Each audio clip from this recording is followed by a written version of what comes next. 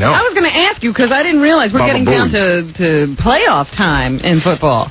Well, it looked like the Jets were going to be in the playoffs, and now and it looked like the Giants were out of it. Now the Giants are going to be in it. You're kidding. No. That's amazing. Well, they're close. I mean, the Giants have a chance, and the Jets no longer have any chance. Jets are out of it. They were winning. Yeah, they were doing great. They were 7 minutes away. They were 9 minutes away from being in first place, and now they're in the cellar. Yeah, it's really weird how football works. I know. 3 weeks they were they were there. Yeah. 3 weeks ago. My friends were talking about flying down to Miami. We were going to get Super Bowl tickets. I know. My brother-in-law was already lining me up for Super Bowl tickets. Well, this is the thing. I don't understand how all of a sudden the Giants are being quoted, their scores are being quoted on the radio, and the Jets are gone. Yeah, because the Jets are no longer a factor in their division, in their whatever it is, their division. They were tied. It was like, was everybody doing about the same? Yeah, and the Jets came on, and all of a sudden, like the two most important games that could have either gotten them a wild card or gotten them actually into the playoffs, just blew. And then they lost on Saturday, which killed any chance. And now they were as over as Springsteen. But the Giants went 3-0, lost 7 games in a row. Yeah. Right. And then just won 4 in a row. So now they're at 7-7. If they win 2 more, they could be in the playoffs. But explain it's because Philadelphia screwed up so bad that the Giants... Right, but still the Giants are still 7-7 no matter what. Well, I understand that Buffalo is in trouble, too. They're done also. Yeah? They got the Jets record or close to it. Which is weird. Yeah. Which is weird, strange stuff. Weird, just out of nowhere. Weird stuff. Wild. Wacky. What do you make of all this?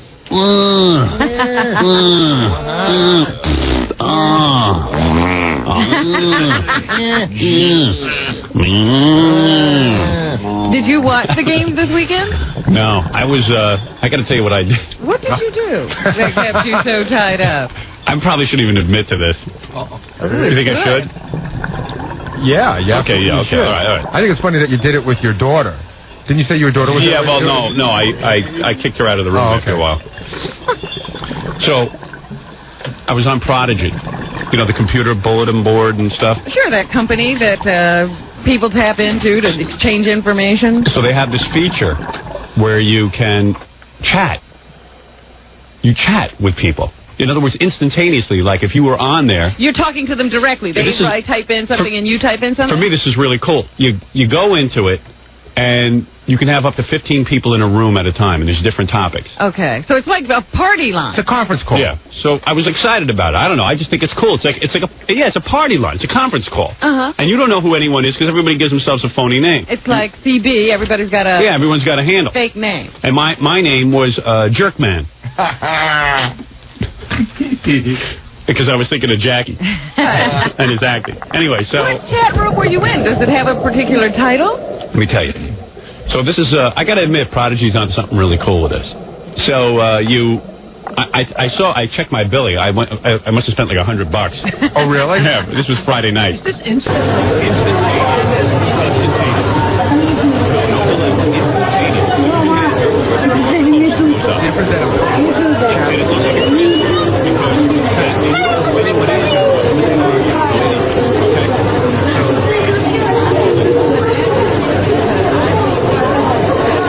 And nobody knows what to say. There's a bunch of people who can't talk. That's basically what happened until I got on. Uh-huh. So I was going down it, and I was trying to figure out how the whole thing worked.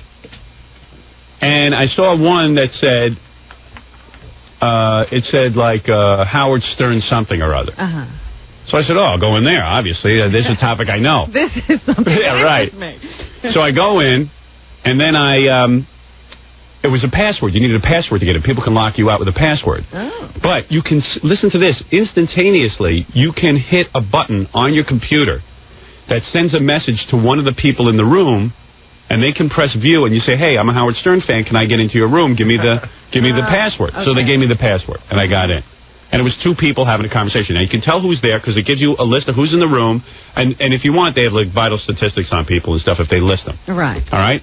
So I was just rapping and stuff, and I don't know how it came about, but I just said, I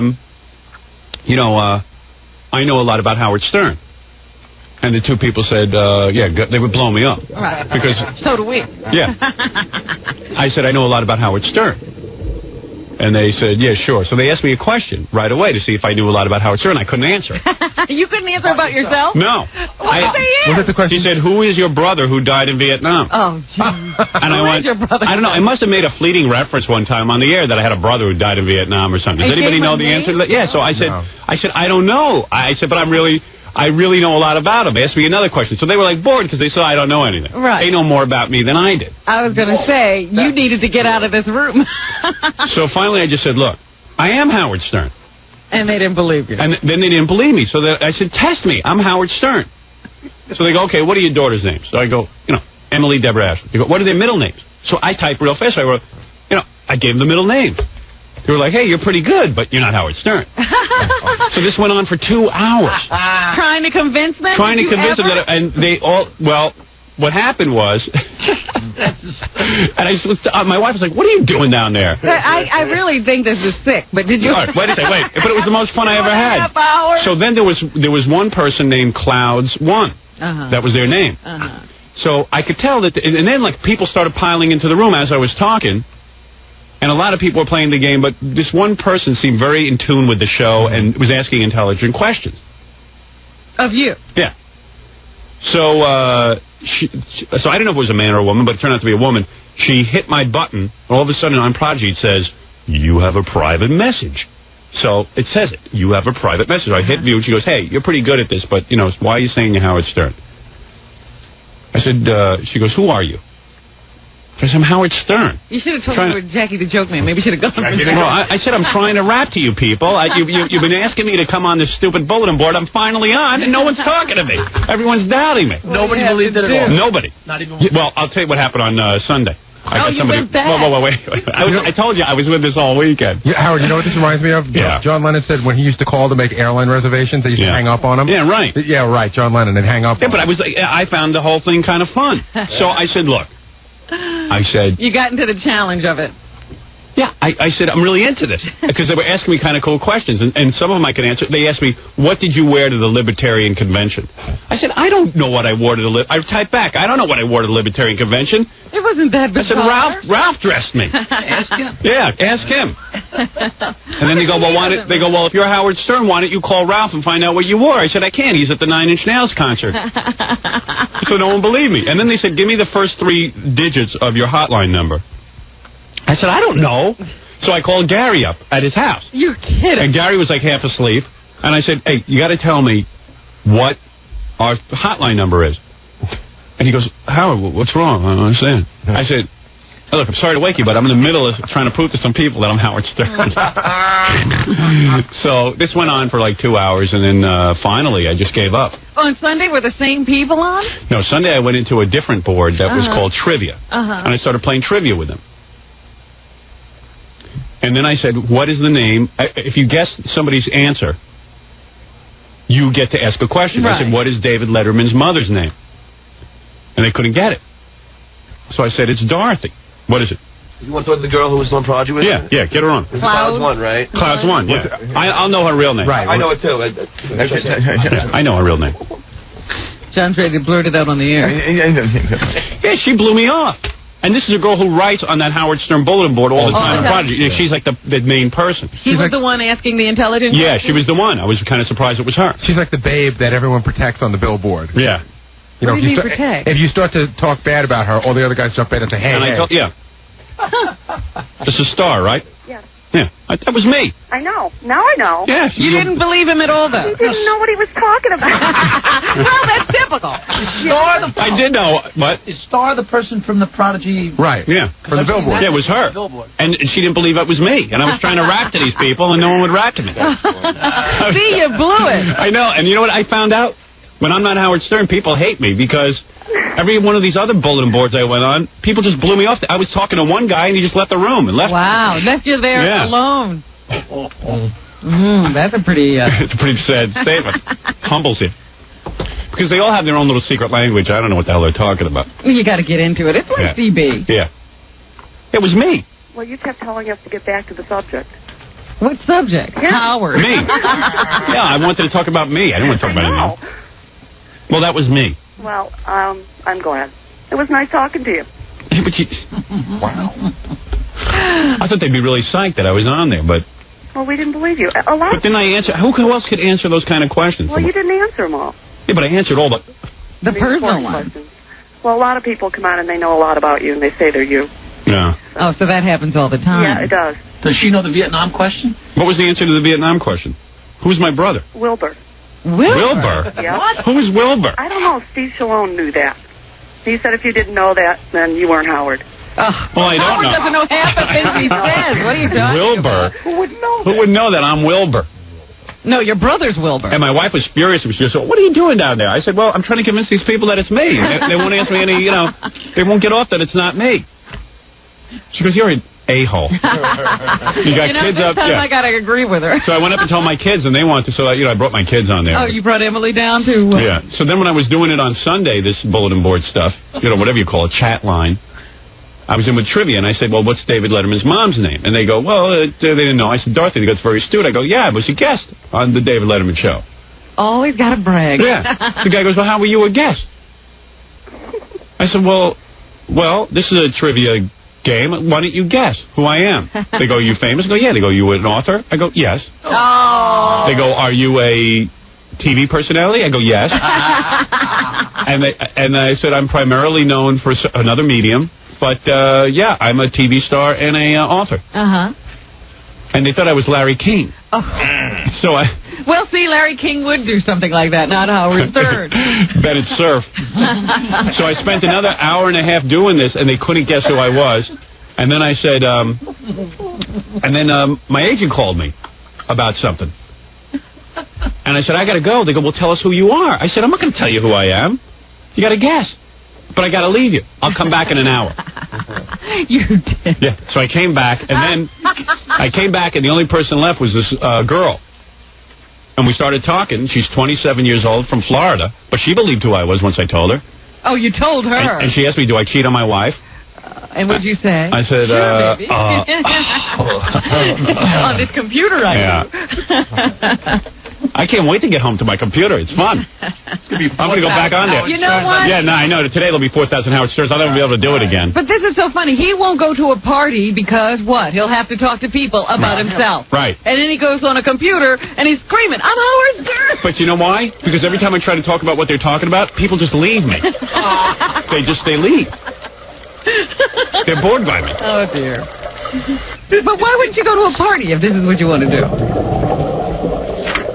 No, because I don't want to meet people. I just want to talk to them. It's a dream come true. It's a dream come true for me. Socially awkward. For the socially awkward, you get on this computer, and you're talking to a whole bunch of different people. I was rapping to some 17-year-old kid about how to send sound through my computer. He was more fun than any, adult I ever met, until I knew he was 17. I said, what am I doing talking to a 17-year-old? What am I, a douche? Well, this is very sad that now you're looking for prejudice instead of going out and fighting this fear you have of people. And I'm the only 40-year-old guy on, because I'm talking to this one girl on there, and she goes, well, how old are you? I go, I'm 40, and then she just left. Right, old idiot. Some old idiot. So then the next time I went on this computer thing, I said I was a 27-year-old bodybuilder. Oh, so now you realize everybody's lying too. Yeah, right. Now I go on as a girl. I changed my name quickly to a girl's name. It only changes every 24 hours. Yeah, I know. You know what's funny, Howard? I only went on a thing a few times a long time ago, but when I saw that star person, yeah, that's for a her. while I thought that was you. Oh, did you? Yeah, I only read like a No, I'm a different name on that bulletin board. In fact, I write in all the time on that bulletin board. Really? Yeah. Well, is Star... But now I'm into the internet. Then I switched over to that. Right. I was thinking about you because I saw these internet programs. Yeah, and everything on the internet is about me, so it's good. All I do is spend the whole day reading about me. You're amazing. And I never get tired of it. Absolutely amazing. So obsessed with yourself. Yeah. Small peanut. And I even said, what's wrong with me that I spent the entire day either reading about me or getting on there and talking about me? You really ought to think about this. Yeah. The Star, is that a real name or a fake name, or what is That's that? her fake name, right? That's another fake name. My real name. Oh, that's your real name? Yeah. Oh, so... She worships me, though. Yes, I do.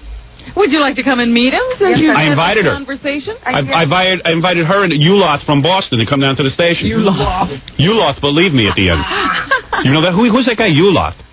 His name's Steve. Oh, well, Uloth believed me at the end. Yeah, he's on the bulletin board, too. I have all little friends on the bulletin board. How old are you? Well, I'd like to come in sometime. How old are you? I'm 40. Oh, you are? See, all you people, 40-year-olds, are sitting there. Are you cute? Lying and lying. Are you cute? I'm 5'3", 110. Because she sounds like she's like the hot chick of the bulletin board. Mostly it's a hot chick. It's just I'm just about the only one on there. Yeah, it's mostly guys. Of course, it's the Howard Stern bulletin board. It's mostly guys just yelling at each other, either arguing that I'm a jerk off or that I'm a great guy. Have you seen Melrose on there? Yeah. Yeah, he's desperate. Oh, yeah, he is. What does he say on there? He says weird stuff. Melrose Larry Green is on there. He's weird. Yeah, John's on there too. Yeah.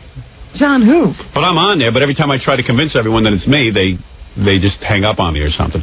Well, they'll all be there today. Oh, yeah. Yeah, I might log on today. How many people can get on at once? Like 25 or 25? something. It'll be full today. Is it 25-star? 15 usually. Yeah. Some rooms are 25. How come there isn't a permanent Howard Stern room? No, it's not. We have chat night on Wednesday and Friday night, and sometimes on Sunday night. What's with your phone? I can barely hear you. Oh, I don't know. I called you once before, and we had a bad connection. Where do you live? Albany, outside Albany. Oh. I was the one that asked you about what you were wearing at the time. why would I know what I wore? What was he wearing? What was I wearing? You were wearing, now I don't remember, a white shirt and a purple coat. Hey, did you print out our conversation? No. Oh, shucks. No. I would like a copy of it. It was pretty funny. Yeah, well... It was pretty cool, though. That's what I did the whole weekend. But it was surprising when I IM'd you. You didn't know what was going on. But you came back to the room and said, I'm back. You know, usually you don't say, I'm back in the room when you get IM'd. You just go back in. Oh, what did I get? IM'd? That's a personal message. Instant message. Oh.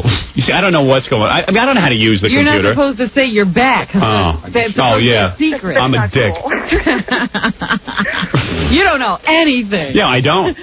That was obvious because every time I go into one of these bulletin board rooms on the computer, everybody leaves because I don't know what I'm doing. They don't want to talk to newcomers. Yeah, they don't. Like you don't know the lingo. Yeah, I'm like stupid. If you walked in and said, could somebody tell me the rule? Like there was a three-way conversation going on in one of these rooms. And I kept trying to get in on it, and everyone just ignored my comments. Well, some of the rooms are permanent. You know, the people all know each other, but other ones aren't. Oh, because then I started getting angry. I just started writing "Baba Booey," all the time, and people still ignored me. It was kind of funny though. Yeah, you're welcome to come down anytime. Okay, maybe after New Year's.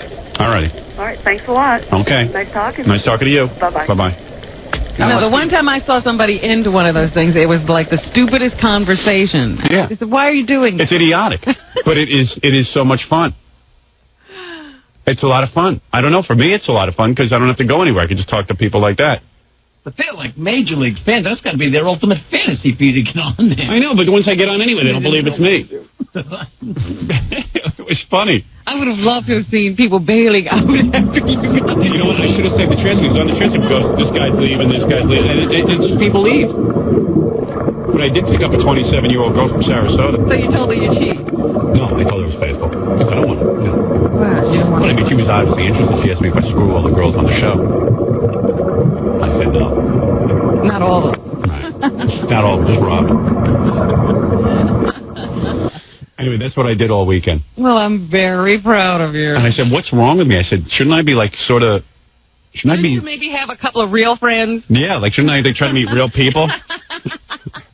What's my problem?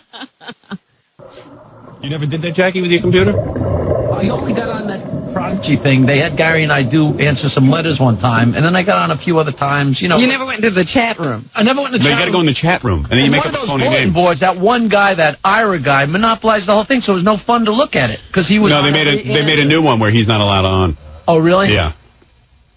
Because it's interesting, you know. But, yeah, I know. But you got to know your way around too. You know, you're going to this message and this answer, and it's confusing sometimes. You're talking about the internet. I couldn't even figure out how to get around Prodigy. The internet's incredible. That really is a lot of fun. Well, one of these days, when I have more time. And you'll get bored with it. Like, I'll be bored with this in 2 weeks. Of course, just like every other gadget you've ever run into. I know. Thousands of dollars to say, hi, how you doing? Yeah. Hi. Well, yeah. that's what I'm thought. me. Isn't it stupid? Get on a phone. You want to talk to somebody. I know. Why are you typing to them? And now they're talking about that one day you'll be able to talk into your computer in these rooms and you won't have to type. Thank and I'm saying, well, that's the phone. We have that already. Doesn't make any sense. It was so stupid that you're writing. It's writing. I know. It's weird. I don't know what to make of it all. People don't sit and write letters anymore, but they'll type into a computer. I felt like the biggest jerk doing it, and I said, but I'm totally into it. I couldn't get off the thing. I loved it. So, like, you know, I can't criticize it if I was doing it all week. And I kept saying to myself, this is totally antisocial. This is really I stupid. think this is very bad for you. And I like going on and just talking about myself. Very bad for you. This is not good. No. This only encourages those bad things. I know. It was really weird. Those things you need to fix. Yeah. I was on the phone with Ratso because he called me and he goes, what's going on? I said, I'm on my computer with a 27-year-old girl. Oh, where are you? I'm going Yeah, he was like, oh, Jesus, I got to hook my prodigy up. Has he still got that girlfriend? Yeah. That same girl? Yeah. Really? Yeah. Wow. Yeah, I know. All women are shocked when Ratso has a girlfriend. Ratso's a big fat guy, but he doesn't know. Why he not? Ratso thinks he's, like, really handsome. He has no mirrors. What? He has no He has no mirrors in town. Ratso's one of those guys who's kind of odd-looking. Mm-hmm. He looks like the Penguin. Yeah, without makeup. Yeah, but he doesn't know he's odd-looking. He's convinced that women should be all over him. I can't understand when they're not. He should be waddling. Yeah. He has the world's worst facial hair. Oh, it's so ugly that you want to just shave his face. Hold him down. Yeah, right. But he's got a different kind of, like, goofy physique. Like, when I put on weight, I get a little bit of a belly. Yeah. Ratso's got, like, a big, dumpy ass. Yeah. Like, he's got a big butt. He looks like an egg. Yeah. But Ratso's one of those guys who's like, you know, he's real particular about women. Right. Yeah, he's like, you know, does she have big breasts? I go, well, what's big? He goes, I only take them with, like, C's or D's and bigger. Like, how dare you? Yeah, and I'm like, Ratso, you know, you're particular? You're lucky to get female. Yeah, right. You're lucky even guys want to hang out with you. Big breasts and Jewish are what? Big breasts are absolutely necessary. Jewish would be nice. Right. But I was going to fix them up with some people, and he goes, big breasts? And I go, like, B. And he goes, nah. Yeah, he'll pass. He just passed. Yeah, he passed it. And I'm like, Ratso passed? Like they're banging down his door. Yeah. That big silly grin. Yeah. No, he gets girls, though. And his smoking jacket. I haven't seen the new girl, you know, that girlfriend that he's been with for a long time, but I heard she's really good looking. I saw her, I think he brought her to Stuttering John's record party or something, but I saw her somewhere. Uh-huh. She was really, really pretty. Really? But again, you know what? It looked like he abducted her. Yeah, I know. Well, that's always the way it is. And Ratso always, you know, and Ratso thinks he's famous. So he's like one of those guys who thinks he's famous. So he's like entitled to beautiful You women. know, he walks around in dark glasses. Yeah. So that he doesn't have to interact with people. Right. You know, like people will come up and say, hey, Ratso. Right. But, you know, I don't All I know is Ratso can't be doing that well, because when I told him I was on my computer with a 27-year-old, Dumb and Dumber is the new Jim Carrey movie. I saw the commercials for it. Looks hysterical. And doesn't it? Oh, yeah, there's some pretty funny scenes. And now that I'm an insider in Hollywood, I was talking to some guys who told me that the buzz is that the thing is phenomenal. Wow. Yeah. Boy, what a role he's on. Yeah. They say it's really funny. I think he put Jeff Daniels in it to calm you down. Yeah. You would have laughed yourself to death. Yeah, it's real funny. Although Jeff Daniels does something pretty funny. He gets his tongue stuck on a cold pole. Yeah. Have you ever done that? No, but I've got my finger caught on ice and stuff. I got my tongue stuck in the freezer. Oh, Jesus. How'd you get it out? Oh, God, I don't know. I think I ripped it off. Oh. And it was awful. I don't even... What? You leave your taste buds on the metal. Oh. Well, there's one scene in Dumb and Dumber where Jeff Daniels gets his tongue caught on ice, and this woman goes, I'll just pull your head back. And they got a rubber tongue in there that just stretches, and it's the funniest thing you ever saw. Robert, is there any place your tongue hasn't been? It's stuck in a lake. Anyway, Dumb and Dumber starts at theaters everywhere December 16th. Looks like New Line Cinema might actually have a hit on its hand for the first time. Is that an accident? Yeah.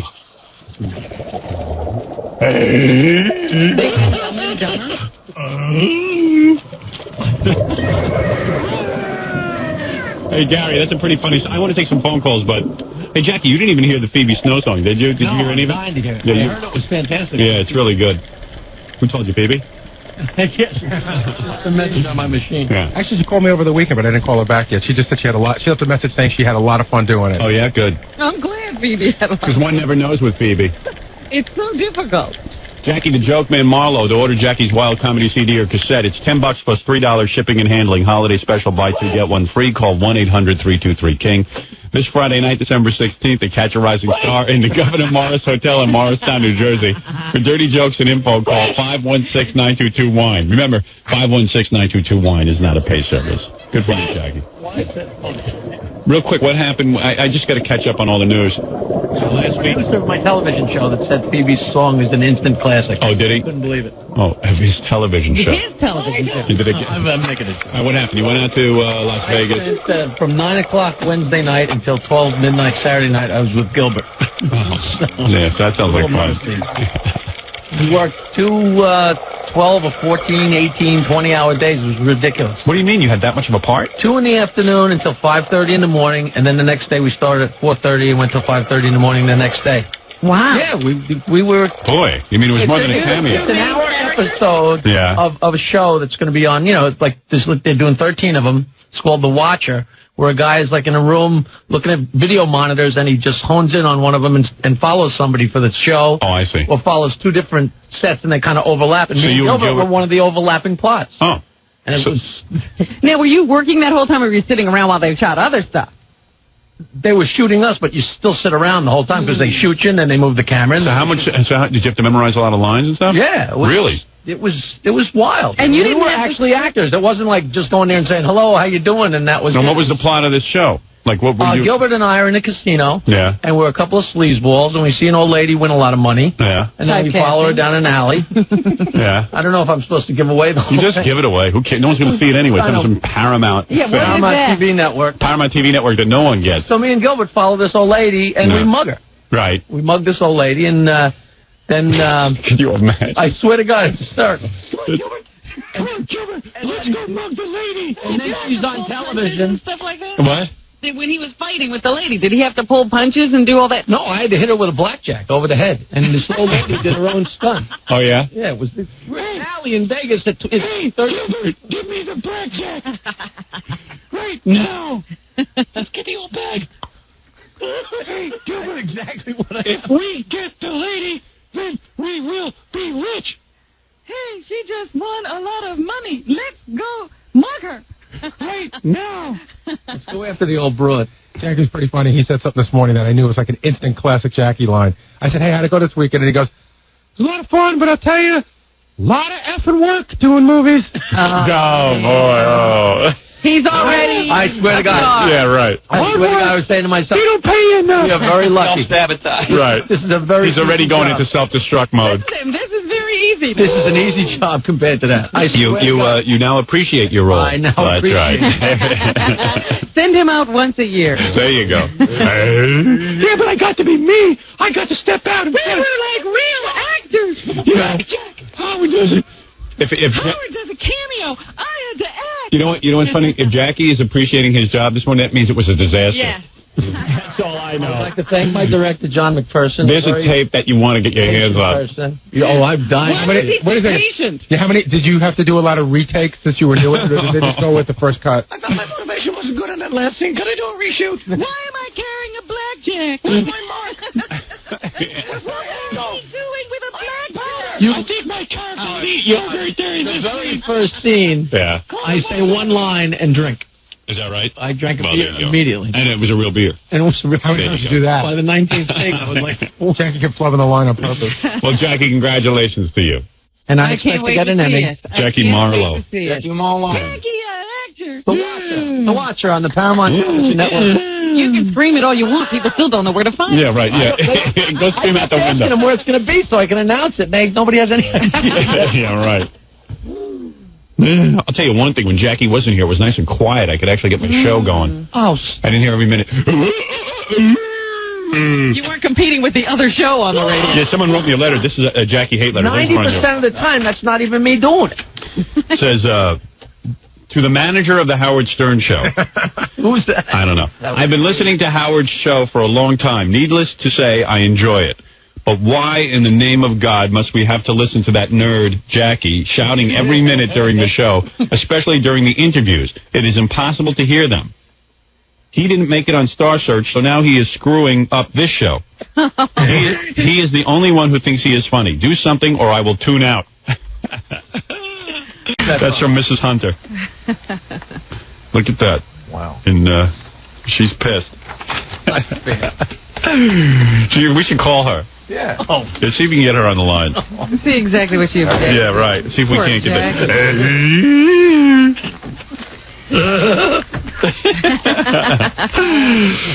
Oh, man. So was I represented when I wasn't here? Was Fred hitting those things? Once in a while. What? You were pretty much forgotten by Friday. To be honest with you. You know, it was completely quiet on Friday. Fred didn't play any of it. Yeah. Jackie Hope. Hard work. Hard work, I was acting. Our jobs are easy compared to acting. I'd like to say hello to my producer, Tony Gittleson. We do here because, man, that's a tough job. 3 years writing a book. Your own life I saved. Incredible. Yeah. That was a great story, by the way. Is that going to be in the Inquirer? Well, I don't think so. I mean, it was picked up everywhere. We're weekly. It's not dirty. I did it instantly on my show. I was doing it on my, I have a radio show now. Right. Doing gossip on Westwood, and I was doing it while you were doing it. Oh, really? I was doing it on my show, yeah, because my producer said, wow, Howard's saving some guy's life. So I said, well, start feeding it into my headphones, I was down in the Inquirer newsroom.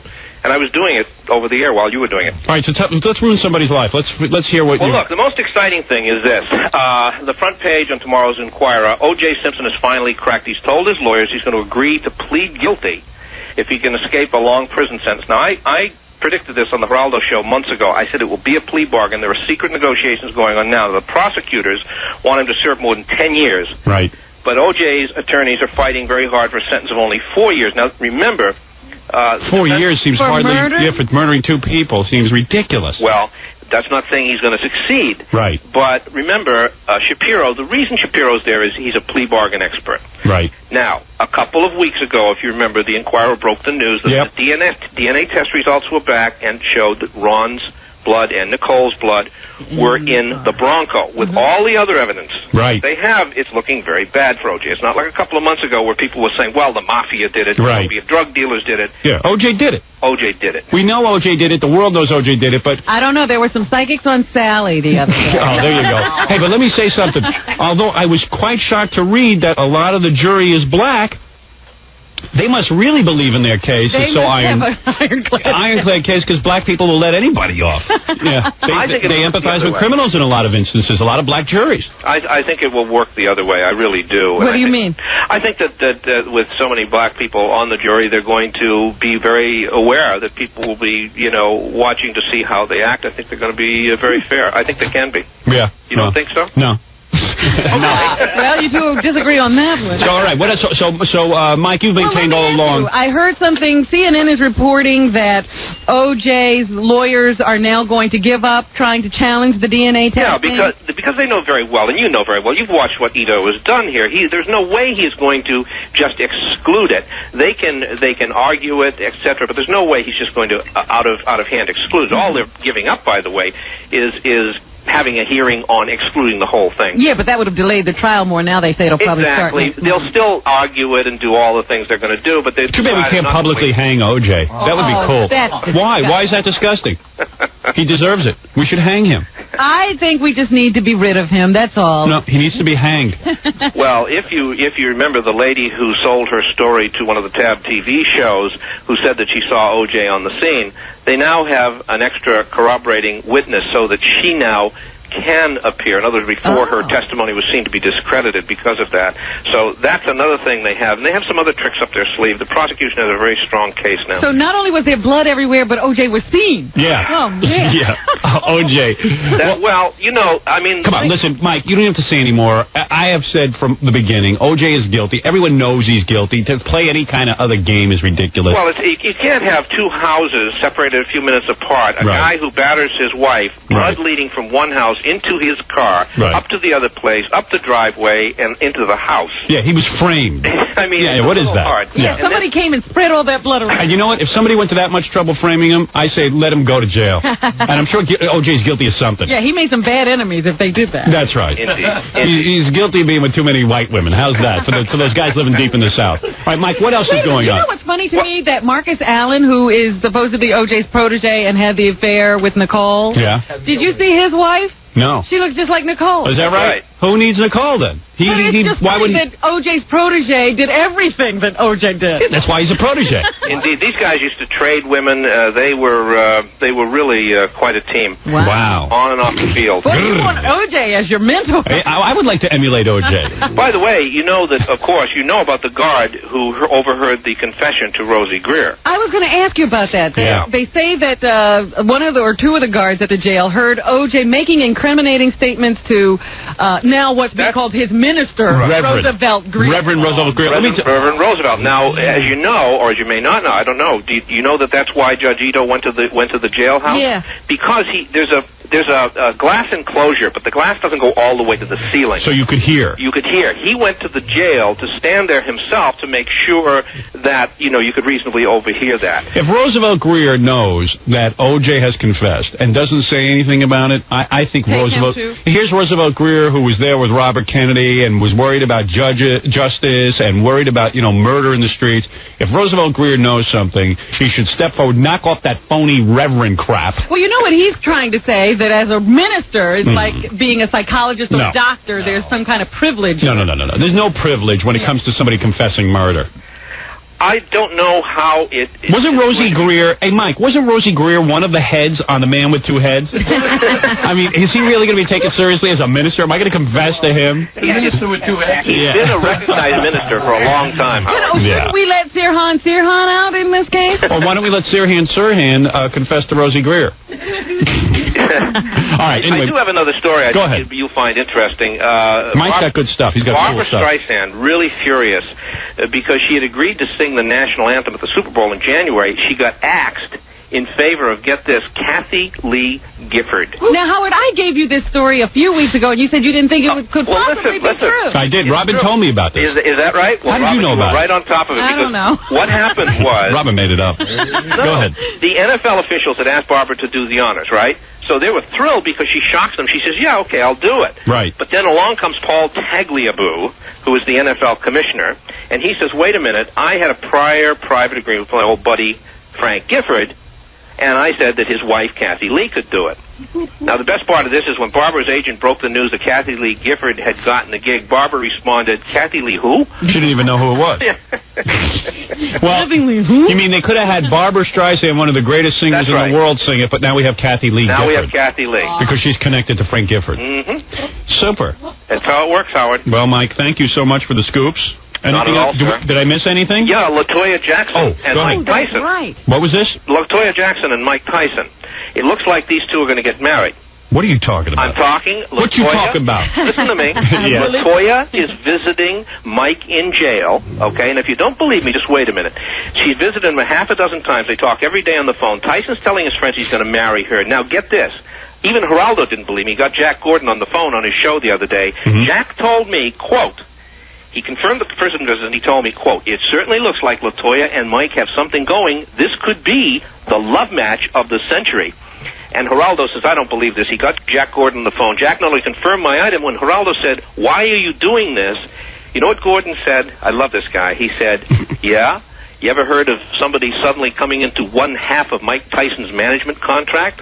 So he's selling LaToya out, apparently. Well, hey, but wait a minute. If Mike Tyson wants my wife, you'll take I'll do it. Yeah. Management contract too. I heard Jack Gordon might marry Don King if those two ever link up. And then you'll get the whole thing. Then they get the whole thing. They'll have all the contracts. But what about LaToya seeming to be imprisoned by Jack Gordon?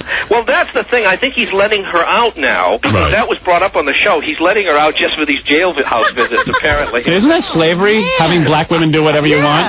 And selling them off to other bidders? So that's pretty interesting. I could also call LaToya and find out if that's true. We haven't talked to LaToya. One more OJ thing, by the way. Yeah, go ahead. Yeah. You notice it came out, I don't know if you saw this, but in my book, I had exclusively that right after the funeral, Al Collins and O.J. Simpson changed clothes so that O.J. could escape from the press and everybody. Right. Oh, so they've done this before. This has now come out. That was now confirmed. This is something these guys used to do constantly. Whenever O.J. got in trouble, Al Collins would dress up like him and draw people away from O.J. This is a constant thing they did. So let me ask you something. Why didn't the prosecution go after A.C. Cowlings and say, hey, he was aiding and abetting, trying to get O.J. out of the country? Why? I guess they didn't care. Because at the time, Howard, if you remember back a couple of months ago, the pro-O.J. sentiment was so strong, and the prosecution was reeling from the. Well, first of all, why didn't they ask for the death sentence? I mean, that was an outrageous decision that was contested by many people in the legal community. They just didn't want to be seen as, being too aggressive in this case. Yeah. It was a political thing. Well, I'll tell you something. Listen, I don't know if A.C. Cowlings was aiding or abetting or not, but it certainly could have had the appearance. You have a whole grand jury. Nothing came out of it? Nothing. No. What is it, Fafa Folai? He's got one or two more good stories, but one in particular, I think he might have missed. Why Richard Gere dumped Cindy Crawford? Oh, let me hear this. I love this. The reason that Richard was told to end his crumbling marriage by the Dalai Lama, his Buddhist guru, who told him, free your spirit and let your wife's spirit go free also. It is the only way you'll find peace. Now, one of the reasons for this is, Richard Gere trekked to Sri Lanka. Yeah, to see the Dalai Lama a year or so ago. And he has great respect for the holy man. Well, the thing was that Cindy used to make jokes about the Dalai Lama. One time, they're in New York, and Gere's talking very seriously about the Dalai Lama. And she said, hey, hello, Dalai. She says, does he design in L.A. or New York? And Richard got really angry. She used to make jokes like this. Yeah, he's got a real sense of humor, that guy. And he said that Cindy, all she had was beauty, no brains. So what? He went to the Dalai Lama. He didn't know this before he married. Yeah, right. So he went to the Dalai Lama. Is that how you say it, Dalai? I thought it was Dolly. Dalai. No, Dalai. No, it's Dalai Lama. Dalai Lama? Yeah. That's why you go, hello, Dalai. Hello, Dalai. It's Dalai Lama. Mike, where you been? Go ahead. One last thing. Yeah. Fraser. Yeah. Kelsey Grammer. Oh, yeah. We've gone a little further. You remember he has denied, right? Right. And the Inquirer had the exclusive interview with his brother who said he told me he had slipped the girl. Right. Well, now, of course, this investigation is now heating up. And in the police report, which we have a copy of, he has now gone a little further. He has now hugged and kissed her, but never had. Oh. But have you heard those tapes that he made? I haven't heard them. Some people on our paper have heard them. What did he say to the girl? Well, just very heavy, like, oh, baby, ooh, when I get you, oh, that body. Oh, man, I got to get those. Can you get me a copy of that tape? Can you sneak that out? I'll owe you, man. I got to hear it. See what we can do, Howard. Oh, baby. You listen to some, underage girl. Yeah, well, he, Kelsey is... How angry is Kelsey at his half-brother for, Very angry, but... That's cool. Do you know what he should be angry at, though? When we interviewed his girlfriend, she admitted to the tapes, but she let something else slip that nobody knew about. He also wrote, apparently, heavily suggestive letters to her also. No. Yeah, well, so she's doing the interview, and she suddenly lets that slip out. So. I don't know. If I was a big star and I had an underage girlfriend, I don't think I'd write her. Why? I wouldn't want any evidence. Did this teenage girl tape him? What she did was, she had her own answering machine in her bedroom. So he would leave these messages on the tape. But I think he expected her to erase them. Right, She was saving them in her closet. Yeah, no kidding. And Mama came in one That's like day. Ralph does to me. I call him on the answering machine, and he saves every one of my messages. So don't say anything. Oh, Ralph. Hey, baby, when I get you. Hey, Barry. Good stuff, man. Well, thank you, Howard. I guess Fraser is trying to go down in history with Woody Allen and maybe Seinfeld with his girlfriend. It is an amazing thing, but that these guys just cannot stay out of trouble. Yeah, well, you know what it is? When you can have everything in life that you want, you have to. Sometimes you have to go into that taboo area. They area. have a role model, Howard. They have a role model in you. Look at you, the perfect family man. Gossip proof. And God forbid I should ever stray. I know you'll be right there. Be right there. He'll be on you. Hey, Mike, make a deal with me. If I should ever fall into the wrong hands and accidentally go berserk, just keep it quiet, all right? Why don't you just help him? Is there no such thing as a friend? We'll see what we can do. But remember, both you and Robin are overdue. I'm looking at my notes from our last meeting. I made the offer for the cheesecake photo on my page. Robin has not taken me up on this yet. Yeah. Nor have you. No, I have He not. wants the cheesecake. Remember, you must pose in skimpy clothing. My ass looks like cheesecake. I'd love to see Howard in a little negligee. Well, anyway, there it is. The great Mike Walker, who continues to get rave reviews from the New York Times. Thank you, gentlemen. All right, And take Robin. care. Well, that's all right. You can call Robin a gentleman. It's all right. I accept that That's a title. big secret. But good luck with your Nicole Brown Simpson book, which is still on the bestseller list. Still on the bestseller list. Isn't it incredible? Went to #1. I can't believe it. You beat the Pope. Isn't that incredible? 3.5 weeks it took me to write. Absolutely. 3.5 weeks is all it should You take. put me to shame. That's right. Yeah. You're right. Put me to shame. All right, Mike. All right. Take Thanks care. a lot, Howard. Mike Walker. Thanks, Ken. Thanks. Bye. Bye-bye.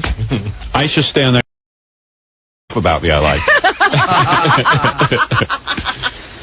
And there was one person that I thought in the first chapter you were a little hard on that I want to talk to you about. Oh, I don't even know what that could be. I don't remember the first chapter. I mean, you don't have to listen to me. Long. Maybe you're the right. Maybe you have the right take on it. No, I thought you were absolutely right about the person, but It's too harsh. I just was wondering how it would impact the rest of your life. Who could that be? Jackie? Oh, I think I know. Yeah, you know. Sounds like Gary. No, Gary's name is mentioned about twice in the book. I didn't even see Gary's name. But I didn't read that. You know. Yeah. But Gary doesn't even... I'm trying to think. Gary's mentioned once in the first chapter. Yeah. Okay. Yeah. Right. Is he? Yeah, I just happened to mention his name because he worked his way into the studio. I was so busy reading my own references that I really didn't pay attention to. Did you highlight him with like yellow Of mark? course. Framed them.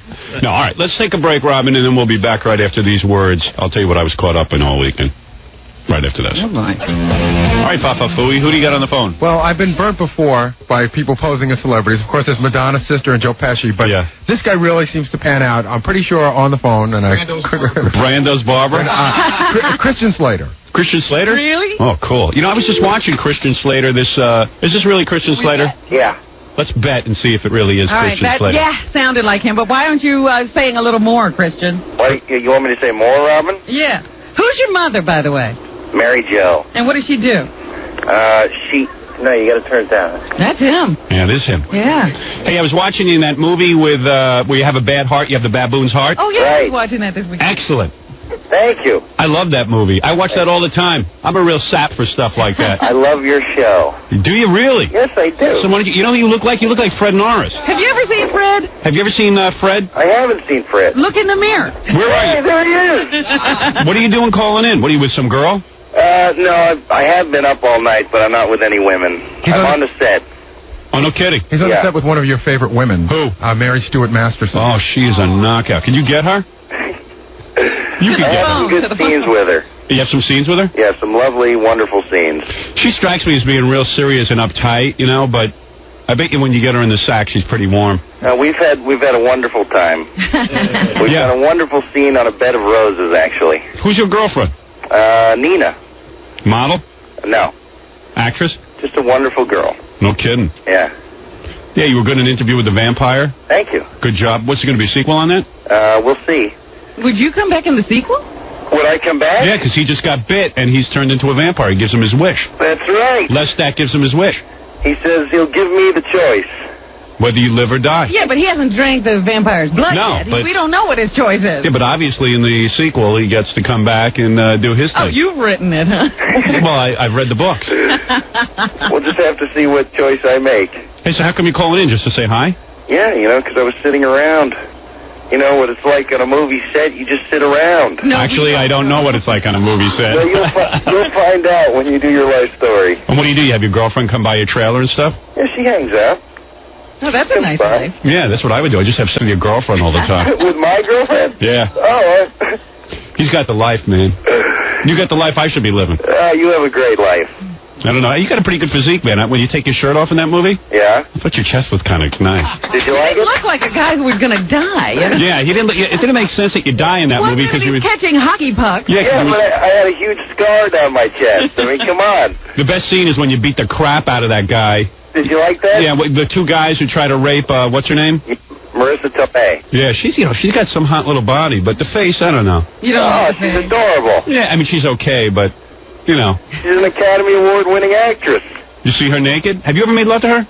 Marissa Tomei? Yeah, you get a lot of Hollywood girls, right? I mean, you don't tie yourself down. Well, you're retired, aren't you? No, I am tied down. Yeah, right now you are. I'm tied down and very happy. What's some Christian Slater dirt? Do we know any? Well, he used to have a little problem. With what? With substance abuse. Oh, did you? Well, that's cool. That's you're supposed to have. It doesn't even matter. You have to have that. You're supposed to have that. Even if you don't, they put it in your resume. What were you doing, a little coke? Oh, I had some fun. Oh, did you? That was years ago, though. He had arrests? Oh, yeah. Christian, you had arrests? Oh, sure. That's cool. It was great. That's cool to be arrested. He was a wild man. Were you really? Mm-hmm. Oh, I didn't know that. Thanks, Robin, for checking up on me. Sorry. How long ago was this? Not 2. This was 5 years ago. Oh, so you're all cleaned up and everything? Yeah, I guess as much as I can be. Yeah, but you still smoke a little pot and stuff, right? No, cigarettes. Cigarettes and coffee, that's pretty much it. Yeah, cigarettes are your thing. That's it. And you're not calling from jail now, are you? You need a little bail money? Yeah. I'm very close to Sing Sing prison. Yeah. So I'm trying to think what else I want to ask you, man, because I've seen so many of your And then he movies. used to be a little, he had the problems with the girlford. You two are tight now. Oh, yeah, what'd you do? Very, very tight. What'd you beat her up or something? No. What'd you have to smack her around so you didn't listen? Around a lot. Oh, what do you mean he used to cheat? Oh, he used to cheat on her? Yeah. Oh, who'd he cheat with? I don't know. Who'd you cheat with? Some models, right? I never cheated. No kidding. Hey, let me ask you something. When you're Christian Slater, let me ask you a question. And, you're in with that whole rat pack or whatever the hell it is, brat pack and the whole deal. Oh, Christ. When you're in with that whole scene. Yeah.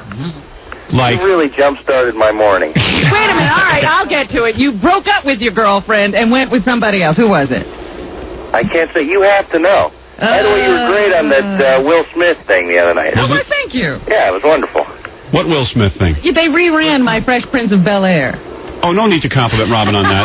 Come on, Trying to get me off his case. Yeah. I must win her over. Before she destroyed me. So what's this movie you're working on? This thing called Amelia and the King of Plants. Amelia and the King of Plants? There you go. Do you think that's a wise follow-up to Interview with a Vampire? I do, actually. It's a very nice love story. I don't like the name. They ought to switch it. They're going to change it. Yeah, they have to. Can't go with that. They will. And what you get? This is the working title. And you and Mary Stuart Masterson fall in love? Yes, we do. You ought to give her a word of advice, man. In the last couple of films, she's looking a little raggy. She ought to wear some hot clothes. Is she going to be hot in this, or She is gorgeous in this. Okay. She's breathtaking. Really? Another Benny and June kind of character. Yeah. No. She's a very, she's a businesswoman. She's very, very. The best movie she ever did was with Eric Stoltz. I watch it on HBO all the time. When Some Kind of Wonderful. Is that what it's called? Yeah, wonderful. That's a great movie. That is one of the best movies ever made. I've watched it 19 frigging times. And she was gorgeous in it. Yeah. Her blonde hair. Yeah, she was real hot in it. And I don't know. Tomboy character. Now all of a sudden she's trying to do like a serious like a Jessica Lange thing. Yeah. Like let me see how ugly I can make myself. I was watching her in Benny and June this weekend. Yeah, too. yeah, with the schnout running out of her But then I mouth. also saw her in that movie with all the women, the Western. Yeah. Oh, Bad yeah. Girl. Hey, how is anybody naked in that? Well, just Drew Barrymore walks around in a T-shirt, no bra through the whole movie. Hey, Christian, you ever get her? Who? Which Drew one? Barrymore. No. You got close, though. That was a long pause. What'd you get to third base? What? Christy Turlington. Oh, is that who he had? That's who it was. Oh, my God. What's it like when Christy Turlington gets naked in front of you for the first time? Are you out of your friggin' mind, or you're saying, hey, I'm Christian Slater, why should I be out of my mind? I was drugged and kidnapped at the time. Christy Turlington, how'd you meet her? I have no recollection. Was that one of those fashion shows? Do you go to those fashion show things? Once. Let me tell you something. That's something I wish I could be single. I would go to all those fashion shows. No, you don't. Yes, I would. I'd sit there and I'd go back and meet them. What's so bad about it? Why wouldn't I It's a do it? nightmare. It's a nightmare. What? You sit there at the runway while the models walk down and you pick out which one you want because you're famous. No, it's horrendous. Oh, please. It's a bad scene. I mean, the only dark side is you got to meet Mickey Rourke. Oh. Other than that, it sounds kind of cool. No, it's hideous. Who else did he have? Winona Ryder. Oh, yeah, that's a girl I'd like that with. Remember that? I'd like to have that one. Who's with her now? Skinny little waist, but David big breasts. Turner. You think those are breast implants, Christian? I don't know. No, they're not, actually. Really? You do know. What's it like? What's it like, man? What's it like when these girls take their clothes off? Can you hold out a long time? Models. That's not a problem. How do you hold out? You just do. What do you think, of garbage or something? Oh. What do you do when you're in bed with Christy Turlington, man? I don't care how, what your opinion is of yourself. You got to be sitting there going, oh, my God. I mean, look at this. This is perfection. I would just, I don't know. I would. The best thing to do is just to be with a real woman. Now, Nina is a real woman. No, Nina's not the final resting stop for you, my friend. Nina is the greatest creature walking the earth. Is she there now? No. What are you doing up this time in the morning? I'm working. At 3 in the morning? It's not 3 in the So morning. he's up in Ossining. For me, it's 10 of 7. Oh, I didn't know that. Oh, Yeah. you're shooting in Ossining? They're on location in New York. Oh, he did say he was near Sing He also did that movie where he plays a disc jockey.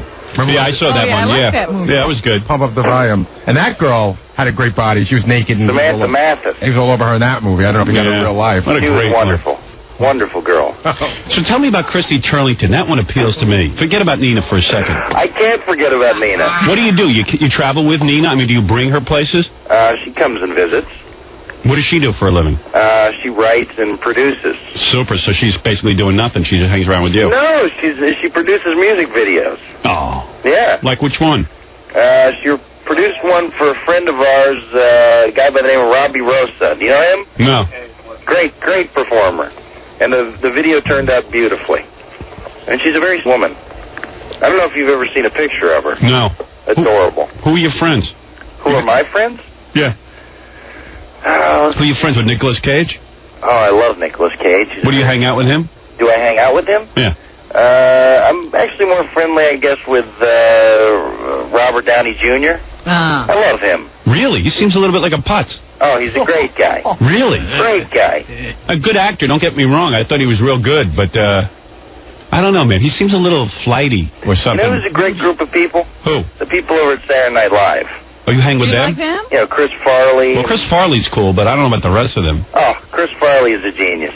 And the other guy that we know is the guy who played Squiggy. McKeon. Yeah. Right. Oh, wait, hang on one second. Oh, he's got to Well, I got to get into hair and makeup. Hair and makeup. Hey, why don't you stop by sometime? Bring that girlfriend in with you so I can check her out. Okay. Yeah, really, seriously, come in sometime. One of these days. Come on in. Okay. I shall. All right, it was good to talk to you. Good to talk to you, too. What's the matter, Gary? Wait a second. Gary has to ask you This something. is just one of those ridiculous pieces of gossip that the listeners love to call in with. But they said that it was in the newspaper that Christian had to remodel Nina made him remodel his apartment, changing everything that All lies. Christy Turlington, did. Nina made you change all the stuff that Christy Turlington did? Now, this is good. It's good that I called in to clarify all of this. That's all malarkey. Can you imagine, like, you have Christy Turlington, and then your girlfriend's so jealous that she makes you change all your furniture and stuff in your apartment? What would you do? I would love to have women fighting over me like that. You know how beautiful that is, man? God bless you. I swear you must have done something right in a previous You life. must have a great life. Come on. Come on, not like... No, you kidding me? Guess who I had with this weekend? Who? My wife. Good for you. From 20 years I already. love it. Yeah, you love that, You huh? know each other intimately. Yeah, great. Yeah, there's nothing like love after 20 years. He All right, man, I got to go. All right, good luck. I will speak to you later. All right, thanks for calling in. All right, man. Bye-bye. That's Bye. Christian Slater. He's a cool dude. He must be getting the same rap you do. It's intimate love. It's no other strange woman could love you this way. He's real good in that movie where he has that baboon heart. What's it called? I need a part like that where you hardly have to talk. Restless Heart. Okay. Because I did see bits and pieces of it this weekend. It was on cable. Marissa Tomei, she looked kind of cute. They had one scene of her in a little tiny, T-shirt, and she's, squatting down on the floor. It's Untamed Heart. Untamed Heart? Untamed Heart, yeah, okay. It's a heart stuff. And Christian Slater plays this moron. Well, he turns out not to be such a moron once they start talking to him. Yeah, but he's retarded because he believes everything the nuns told him that he has a baboon heart, and then all of a sudden he's a genius because he read all these books and he knows all about it. He's a great guy who can It's barely almost like talk. he's an idiot savant. Yeah. Because he's so bright, but all he can do is mop floors or something. Yeah. I love little love stories like that. Where the guy turns out to be a cool guy and all of a sudden chicks are interested Yeah, he's in him. not supposed to be able to get the girl, but he gets the girl. I was always waiting for that to happen to me. Blossom. Yeah, like I was going to blossom. Like I'd be working in a place and some girl would notice me and all of a sudden I'd be the catch.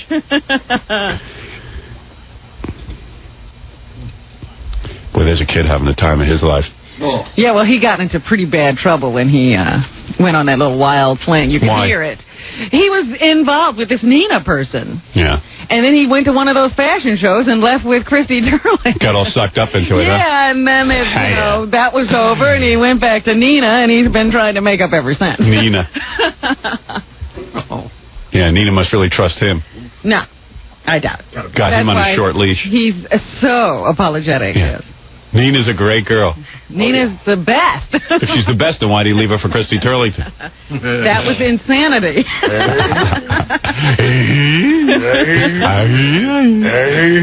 How come I'm not allowed to go a little insane and then get back with my wife? Coke? Coke. Get some Coke. Get some Coke. All right, I got to take a break. Have an excuse. All right, I'm going to take a break. Wasn't me. And then, Jackie must have used that one. yeah. Hey, Jackie, by the way, we come back here. Hold a car in a week and have... What the fuck? It's fine. I was warming up. Sounds like they'll give you the job anyway. Yeah. No, I think it went, pretty good. Right.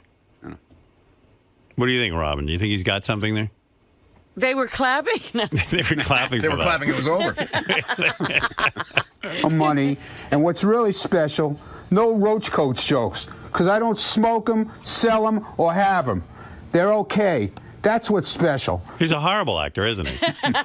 But sometimes that's what works. Well, they want somebody who sounds dumb and stupid, I guess. I don't know, an angry driver. Besides, how special can coffee and buttered rolls be? This ain't Olive Garden on wheels, Just asking, because I was in the restaurant business, too. Oh, yeah? Well, I could see how great that worked for you. I ain't watching this show. Maybe once you see it on camera, it really pops. I think he's got something. I'm not sure what it is, but he's got something. I don't know. What do I know? Hey, maybe Look, that's a... I don't know what they're looking for. Ronnie, if they were applauding that, then maybe you're onto something. Hey, I hope so. Yeah. Ha! Let me guess. You had some fancy place somewhere with tablecloths and candles, that real expensive shit most people couldn't pronounce. I'm getting close, right? Made a lot of money, spent all the cash, and you beat Uncle Sam out of silly toys and cheap broads?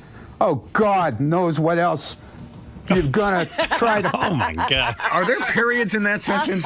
I think he got something, but I don't know if it's called... Oh, there are periods, man. Yeah. That's some read. Maybe he was a little... It is a read. Were you a little nervous? Yeah, a little bit, yeah. Of course I was Sure, nervous. sure. Pulled some zagged into protection bullshit. What? What did he just say? Zagging in the what? I don't know. Wait, let me back that up. I mean, cater truck cuisine, right? What? The protection. Sam out of silly toys and cheap broads. Oh, God knows what else you're gonna try to pull some zagged into protection bullshit. Into the I don't know what that is. That's. You think it went? You think it went well? Yeah. You think that audition went well? Yeah, I think it went well. You're not even fucking saying English over there. Yeah, well, that's the whole idea. Really? That's the whole idea of it. They wanted me to sound, Well, you definitely just sound dopey. That's what they want. You don't even sound like you're... Well, all right. Well, I don't know what they're looking for. I don't know. Maybe that's not what they're looking for, but that's what they told me they're looking for. I was going to say, they gave you some direction like that. Yeah, because I met with these guys about a month ago. Okay. At a restaurant. Did they give you the lines in advance? No, there was Well, a why didn't they do read. that? Because they wanted me to just come in and read it. And see how it went. Well, they gave it to me 5 minutes before I walked in. So you didn't get to memorize it or anything? No, I was just reading it off the paper, real, About carrying cater truck cuisine, right? What? Carrying so what? What's catering truck cuisine? You can't even fucking say it. I was doing catering truck cuisine. I was doing it on purpose like that. No, you weren't. Yeah, I was. You're having trouble. No, I wasn't. I did it on purpose. Bullshit. I'm telling you. Don't bullshit. That was my true line. I wasn't bullshitting you. Ronnie. Ronnie. Dude, I'm not bullshitting you. Gonna be. Just coffee and a piece of fudge over there. Fudge? Where the fuck do you see fudge? There you go. That's Ronnie. You really... Mastermind? Well, Wolfgang, fudge happens to be mushroom truffle casserole.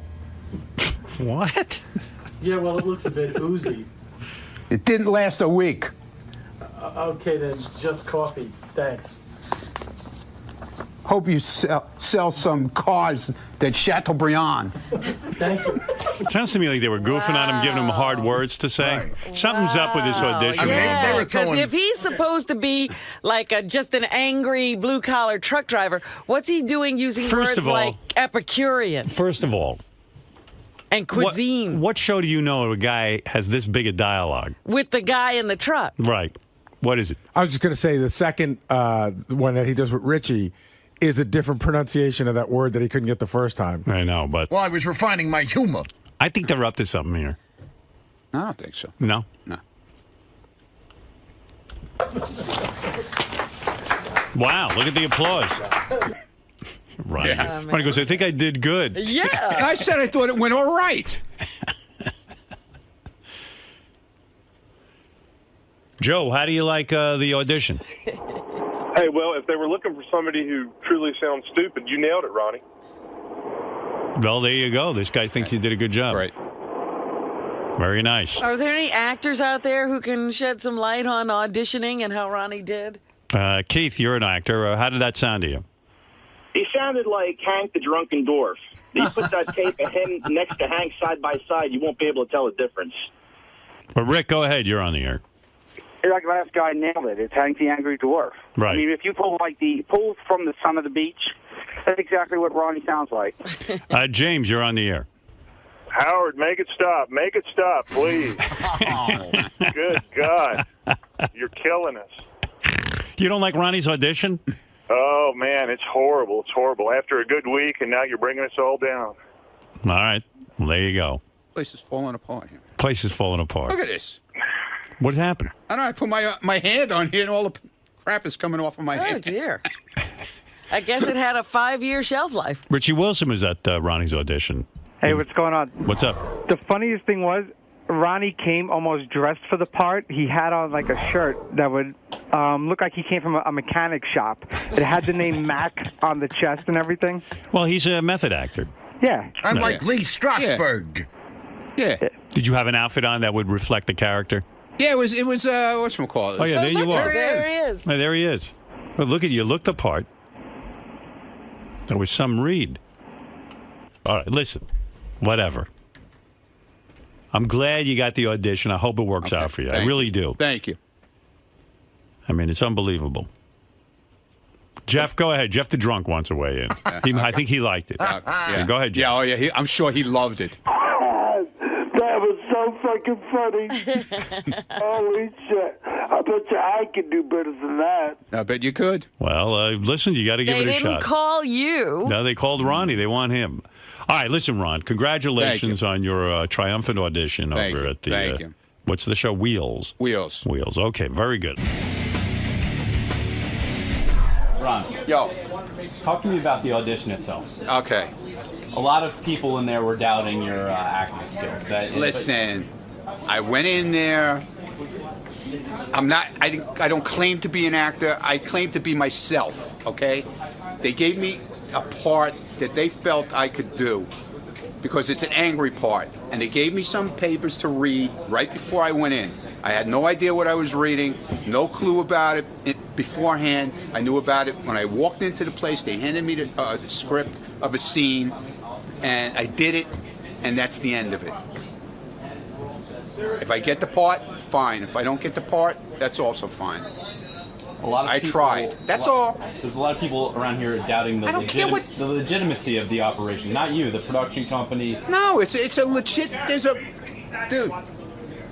Ask you people who were there last night. Okay, it's a legitimate operation. It's no fly-by-night deal.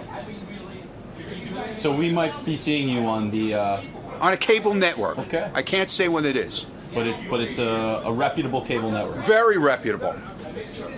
Very reputable. How reputable? Very reputable. And cut. Right. Lisa G is here with some headlines from the Howard 100 newsroom. Lisa, what do you have for us? Lisa Glassberg. Here she is, Lisa G, in the house. Lisa, what do you have for us? A lot of great. Hey, Lisa, how come you didn't cover Ronnie last night? Did you just bail? It was supposed to be at 8 o'clock. Right. Brad Driver and I decided at 5:30 that we weren't going to cover it. We're short-staffed. Mm-hmm. And I got a text at 6:45 that Ronnie was going on at 7:20. Right. And I was in my sweats. I mean, I couldn't jump, and I wouldn't Aren't have been you able. like Lois Lane? When a story breaks, you have to be there? We decided we weren't covering it. Yeah. I'm doing more investigation into this so-called sitcom, and it seems that it's not like a sitcom that's already been, been on the air or something. It doesn't have a go. No, it's a company that's trying to make a sitcom. So it's not even, they're trying to put something together. Oh. Kind of like Stuttering John with his Mafia movie. Is this like, do they have a pilot deal? No. Oh, no deal. No, they don't have a deal. No, they do. Oh, they do? It's sold. Oh, it's sold? Yeah. The guys just told me it's not. Gary just told me it's Well, that's not what I was told. Oh, okay. That's not what I was told. It's sold to a... Who's it sold to? I can't say. I'm not supposed to say. But it's on a network? Cable. Cable network? Yeah. Yeah. And it has an episode run of what? 13, I heard. Okay. Well, there you go. I think Lisa should have been there then. Well, Howard TV was there at 6 o'clock, so that's Right. all I know. A lot of questions. But Lisa was in her sweats, so. Yeah, but... She couldn't get over there. Yeah, but she knew from the beginning it was supposed to be 8 o'clock. And we decided that we weren't What going do to you mean? cover it. Who's we? You didn't tell me. You texted me in the afternoon and said you would be there. What are you talking about? That's not what I said. You I texted said me was at 4 o'clock saying, did they move your read to 6 o'clock? And I said, no, where did you get that from? Because I had Wait been a minute. talking to them. No, let me finish. No, I had let been me talking to finish. the producer, and they said they were going to try to move it up to accommodate you. And Lisa, also, you live 30 blocks away. What's the big deal? You couldn't cover we it? decided. I'm not big enough for you? No, you're not. Okay, good. Good. He said to me, well, if I were in the Hamptons, you would have been there. Yeah, right. Exactly. You rented a car to drive out to the Hamptons to cover I was things. there, and I covered that weren't. story on my vacation. Baloney. Baloney. You just didn't want to. You were in sweats. You didn't want to come. We're short-staffed. Have someone else go. What do you mean short-staffed? What were you doing? What other story were you covering last night then, if you were short-staffed? Take it up with my news director. No, what were you covering? You said you were short-staffed, so that means I said we are short-staffed. You must have been short-staffed. covering something else then. Yeah, my job here during the day. Okay. What about everybody else goes out at night and covers stuff? Good. They win. I went and did. I had to be up at 3:15 this morning. Well, next time have the audition in the Hamptons, and I'll go. Okay, great. All right, there you go. Lisa G having it out with Ronnie. Ronnie upset his audition not covered by the news That's what department. it is. He's upset he's not you. Exactly. Right. Exactly. Are you upset that you're not me? Wait a minute.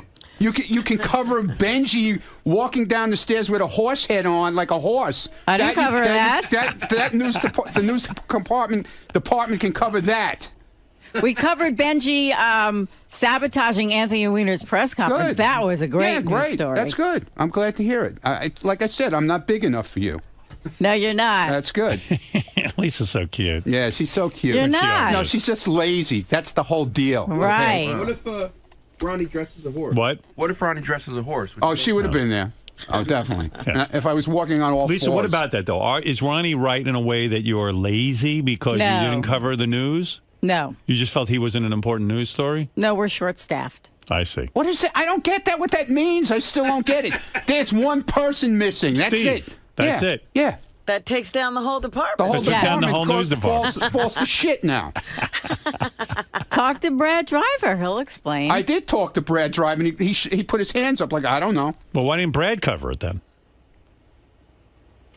Because he doesn't cover stories. No. He's the news director. I didn't ask Brad. Brad, she was in touch with me in the afternoon. Right. And when well, I she decided she had Hold to on. pick and choose her stories. When She I decided told, you weren't when I important. said to her, You got your audio. hold on. When I said to you in like 3, 4 o'clock in the afternoon when you text me, did they move my thing back to 6 o'clock? And I said, no, where did you get that from? You said, oh, that's so unfair because you get up so early in the morning. Which means at that point I said to myself, you didn't want to come out because you got to get up in the morning. I was trying to get you in there earlier, Ronnie. You wake up so early. Why were they having you audition at 8 o'clock at night? I wasn't auditioned at 8 o'clock. Well, that's what they had told I was at me. at 7:30. That's what they had told me up But until I let you know. 5:30 in the Wait, evening. Ronnie really wants to be on the news. I let you know This at 20. I upsets let you him. know at 20 to 7 that we were going in earlier. And Ronnie, you, would and you Lisa- live, would you Lisa- live 30 blocks away. You couldn't get there in 15 minutes. Would Lisa? No. Would Oh, Lisa have I been guess there not. if it was a red carpet event? Definitely, without a doubt. I see. Well, Yeah. maybe if there's a red carpet premiere. No, of your TV they don't show. have to come at all now. I don't You know, care. I got to say one thing. Ronnie's the only person around here bitching about not being covered by the news I know. department. I love not being. Well, no, she made such We like it when they're short staffed. No, she made it such a big deal out of texting me in the afternoon about didn't they move it to 6 o'clock and all this nonsense, like it was bothering her because it was so late. It's like when Right. she went out with Wayne Siegel, she had to be home at 7 Well, o'clock. I guess she'd put in a full day and she felt did a 6:15 date with Wayne Siegel, and by 7 o'clock she was home. I mean, what kind of date is that? Well, maybe she had put in a long day and she was beat. Everybody puts in long days every once in a while, don't they? Yep. Well, Ronnie, she talked to the news That's director. okay. It's fine. It's fine. And they made a decision. That's not what she said to me. Okay. That's not what she said last night. She goes, I can't make it. Good luck. What kind of answer is that? It's the right one. Yeah, okay. Well, maybe in your mind it is. What else do you want me Not to in my say? mind. Go on with your news. I don't want to talk to you anymore. You know, Ronnie's great because he's his own source. He's calling you and telling you to cover some news about him. This is where it's going to be. He's Tricky. upset because he feels that I went all the way to the Hamptons to cover a party Right. where I was on vacation. You were already there. I was there on vacation. I Right. used my vacation time, and I covered your story. And I hear what he's saying. He's upset. He's hurt. Yeah. He's hurt. He wants to be on the news. Now I feel really bad. I mean, quite frankly, you can skip any cover party I'm at and go cover Ronnie. I'm way more interested in that. Ronnie, are you upset that, No! her opinions that you No, lack here's the prestige thing. and that's Don't what tell me you're fucking covering it, and then you call me in the, you call me in the afternoon, and you ask me, did they move it back, right? Did they move the time back? I said, no, they didn't move the time back. It's still 8 o'clock, but we're still going to get there at 7. They might get us in earlier, okay? That's what I said to her.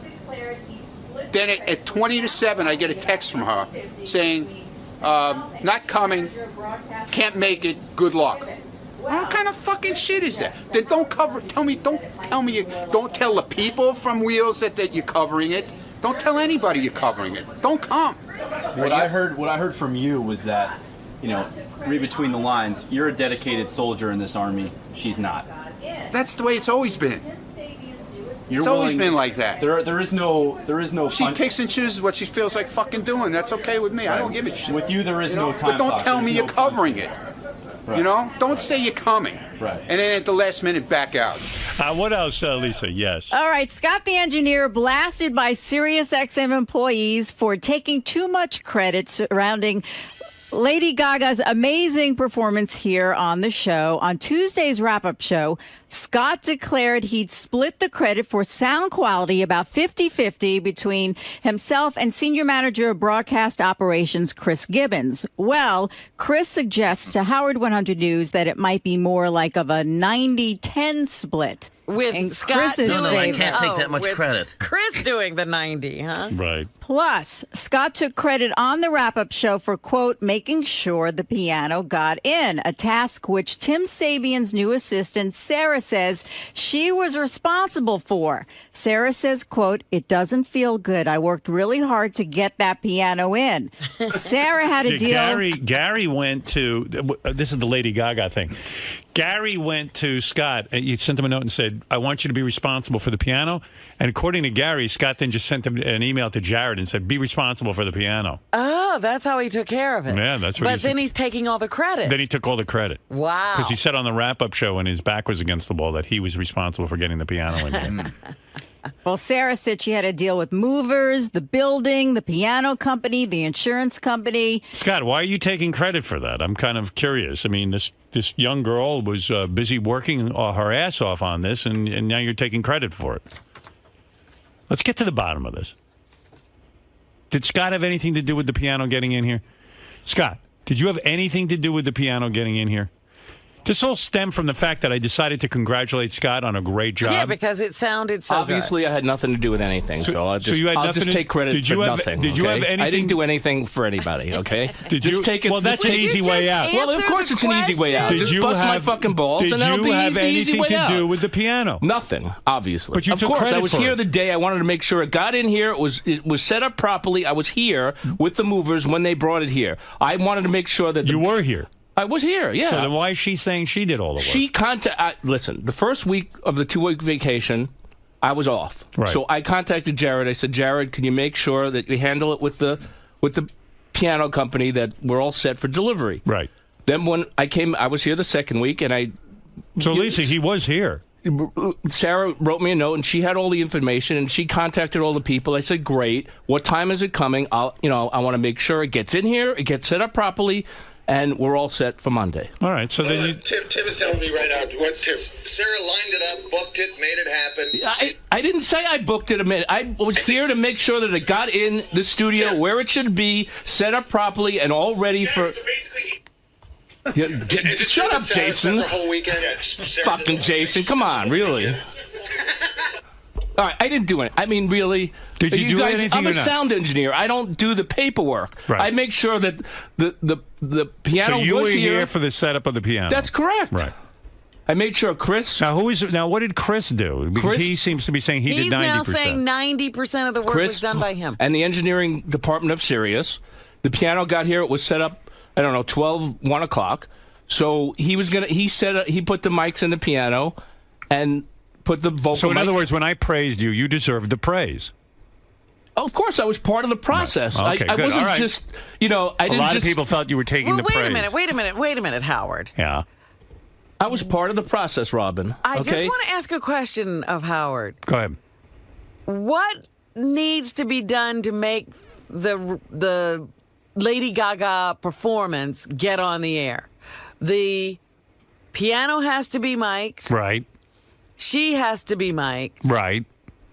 And then there what has to else? be a sound mix, which is most important. Okay. And so who did that? Well, I was complimenting Scott on it. But who Chris did that, but when... Oh, Chris did that. He set up... He mic'd the piano. Yeah. Chris wasn't here when her sound engineer came in, and he went in and checked everything, and I was at the board making changes to what he was telling me to do. So then when Chris got here, I came in Who here. should I compliment on the All of us. I mean, it was a team effort. This show is a team effort. And so you were in on it? Of course I was. There you go. There's your answer. Okay. I mean, you said thank you the other day. I said thank you because I was part of the team effort. Thank But you didn't say...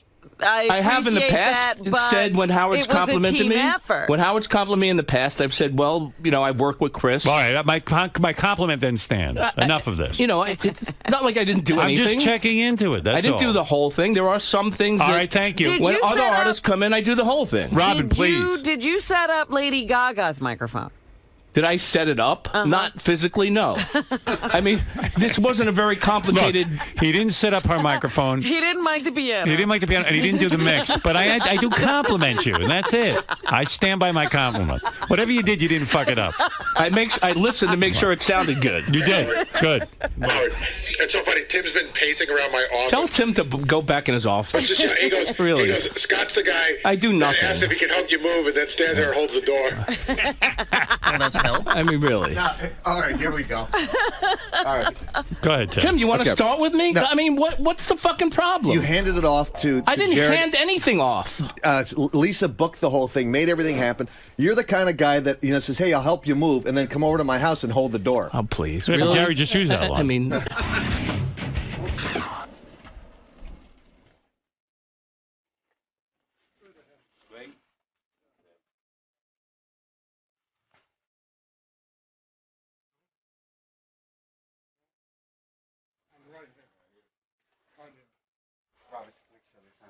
Yep. Go grab the binder. Yeah. Right.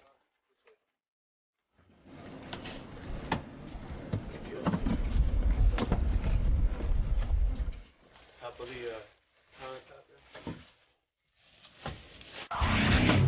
But Scott supervised a lot of this. Oh yeah. Well, Scott Tim, just stood there when really. other people did things. Tim. Bullshit. That's what I got to say. Bullshit. Tim. Her name's Sarah, by the way, not Lisa. I mean, What did I say, Lisa? obviously Tim doesn't believe that I do anything around here. So, Tim, I don't know what you made the analogy that he's the type of guy who, you ask him to help you move and he just holds the door. Right. So he's a part of the process, as he put it, but not an integral part of the process. Exactly. He's the doorstop. Now you're a guy who oversees and manages. Did Scott oversee and manage anything in the this operation? He handed it off. He didn't manage anything. Didn't take control of anything. He was a speed bump in the process. I think your comments speak to the fact that there might be some issues with you and Scott. No, not at all. Not at all. I love Scott, but on this particular issue, he's totally wrong. He didn't do anything. I can attest to that because I was in constant contact with, with Sarah and with my staff, and I know exactly what happened. So there's no way he had anything to do with it. Do you think it? If it was a team effort, he was on the bench. Do you think the fact that Scott wasn't involved is the reason why it was such a successful musical mix and segment? Exactly. He has no idea about the insurance company, has no idea about the moving company, no idea about the building people that we have to deal with. He has no idea about the process in which we have to get it into the building and set up. He has no idea who the contact people were, who we had to contact. He just doesn't understand the process at all, or understood what went into getting that piano up into the studio and getting it set up. So. And once the actual music started, he had very little to do with the mixing and the setup of the microphone. Well, Gaga brought her own guy in, and who did the sound, and we have our guy, Chris Gibbons, who did what he needed to do. So it's all pretty much happened on its own. I say you did a good job. If you don't like the way I work, I mean, I said I did. Obviously, Tim doesn't believe that I do anything around here. Well, that's Tim. I like it. I don't know where he wants to start. I don't know where he wants to start with me. Really, I don't either. I don't know what his problem is with me. I am just saying the Lady Gaga stuff. I had to make sure that everything was correct for Monday morning, and that's what I did. I followed up on everything. I made sure the piano was here. I made sure it sounded good, and that's my job. Scott. So I did my job as far as I'm concerned. Scott. Everything came off great, okay? Scott. You all busting my balls. Scott, I get it. This is what we do around here. I came by and gave you a sincere compliment. I know you did. It's still, if I compliment anyone around here, all hell breaks loose. This all started because you complimented me. I know. Okay. I'm never going to compliment you again. No, because it's bad. That's what makes it bad. Let me just bitch and moan that nobody compliments me, and I'll be happy. I'm going to say again. Isn't it so much better? Yes. Scott, the sound for Lady Gaga. It was great, and it was a team effort. Can I finish? Thank you. The sound for Lady Gaga was terrific. Good job. Thank you. It was your best work ever. Here you go. I mean, all I know is when I compliment. See, normally I walk out of here, I don't say anything to anybody. Right. And then I get blamed because I don't acknowledge You never anyone. acknowledge anyone. So for once, I walked by, saw Scott, hey, Scott, great job today. And that started a whole slew of problems. Fuse got lit. That was the worst thing you could have done. It started problems with other people. Yeah. I mean, I just said, job well done. Most people around here think I don't do anything. Well, that's their perception. So because it looks like I don't do anything, but actually, you know what it is? You're so cool, calm, and collected. I'm multitasking. Nobody knows. I'm working my fantasy baseball, and at the same time, I'm engineering. All right, thank you. Thank you, Scott. Thank you for the compliment. Let me just explain. Certain jobs, certain no, you people. Did already. All right, we get it. You're winning. You're winning. Sometimes I do all of it. Sometimes I do, understood. 10% of it. Winning. Whatever. Whatever you did, you did well. Good. The team did well. To all the guys on the team, congratulations. Do me a favor. When you do something, write what you do on your head. That way I'll know how much the percentage of what you did. Make your credit. Like credits, like movie credits, but write them on your head. Scott, you're being called out. No, that was my audition for Ronnie's show. Scott, did you really have very little to do with this segment, and you're taking 10%? 10% of the contributions. I don't know the 100% percentage. Whatever credit. the fucking thing is, the segment went off great, and everybody was happy. Okay, I work with other people around here, and we get the job done. That's it. A lot of these other people don't seem to think you were the main ingredient. I'm not a main. I obviously didn't do anything. Okay, I have to follow up. Gary wanted to make sure that the piano got in there and got set up properly, and I did. He passed it on to me, and I contacted people I had to get in touch with to make sure that it was done. But when they broke down the process, it seemed like you had a very small part, yet you got all the credit from Howard. I get the credit and I get the blame. So, sometimes you get blamed for something that doesn't go right, and I have the same responsibility. I mean, if it didn't go well, then I would have gotten all the blame. Right, Tim? You're stirring the pot this morning with your news reports. Really ignited a couple of feuds.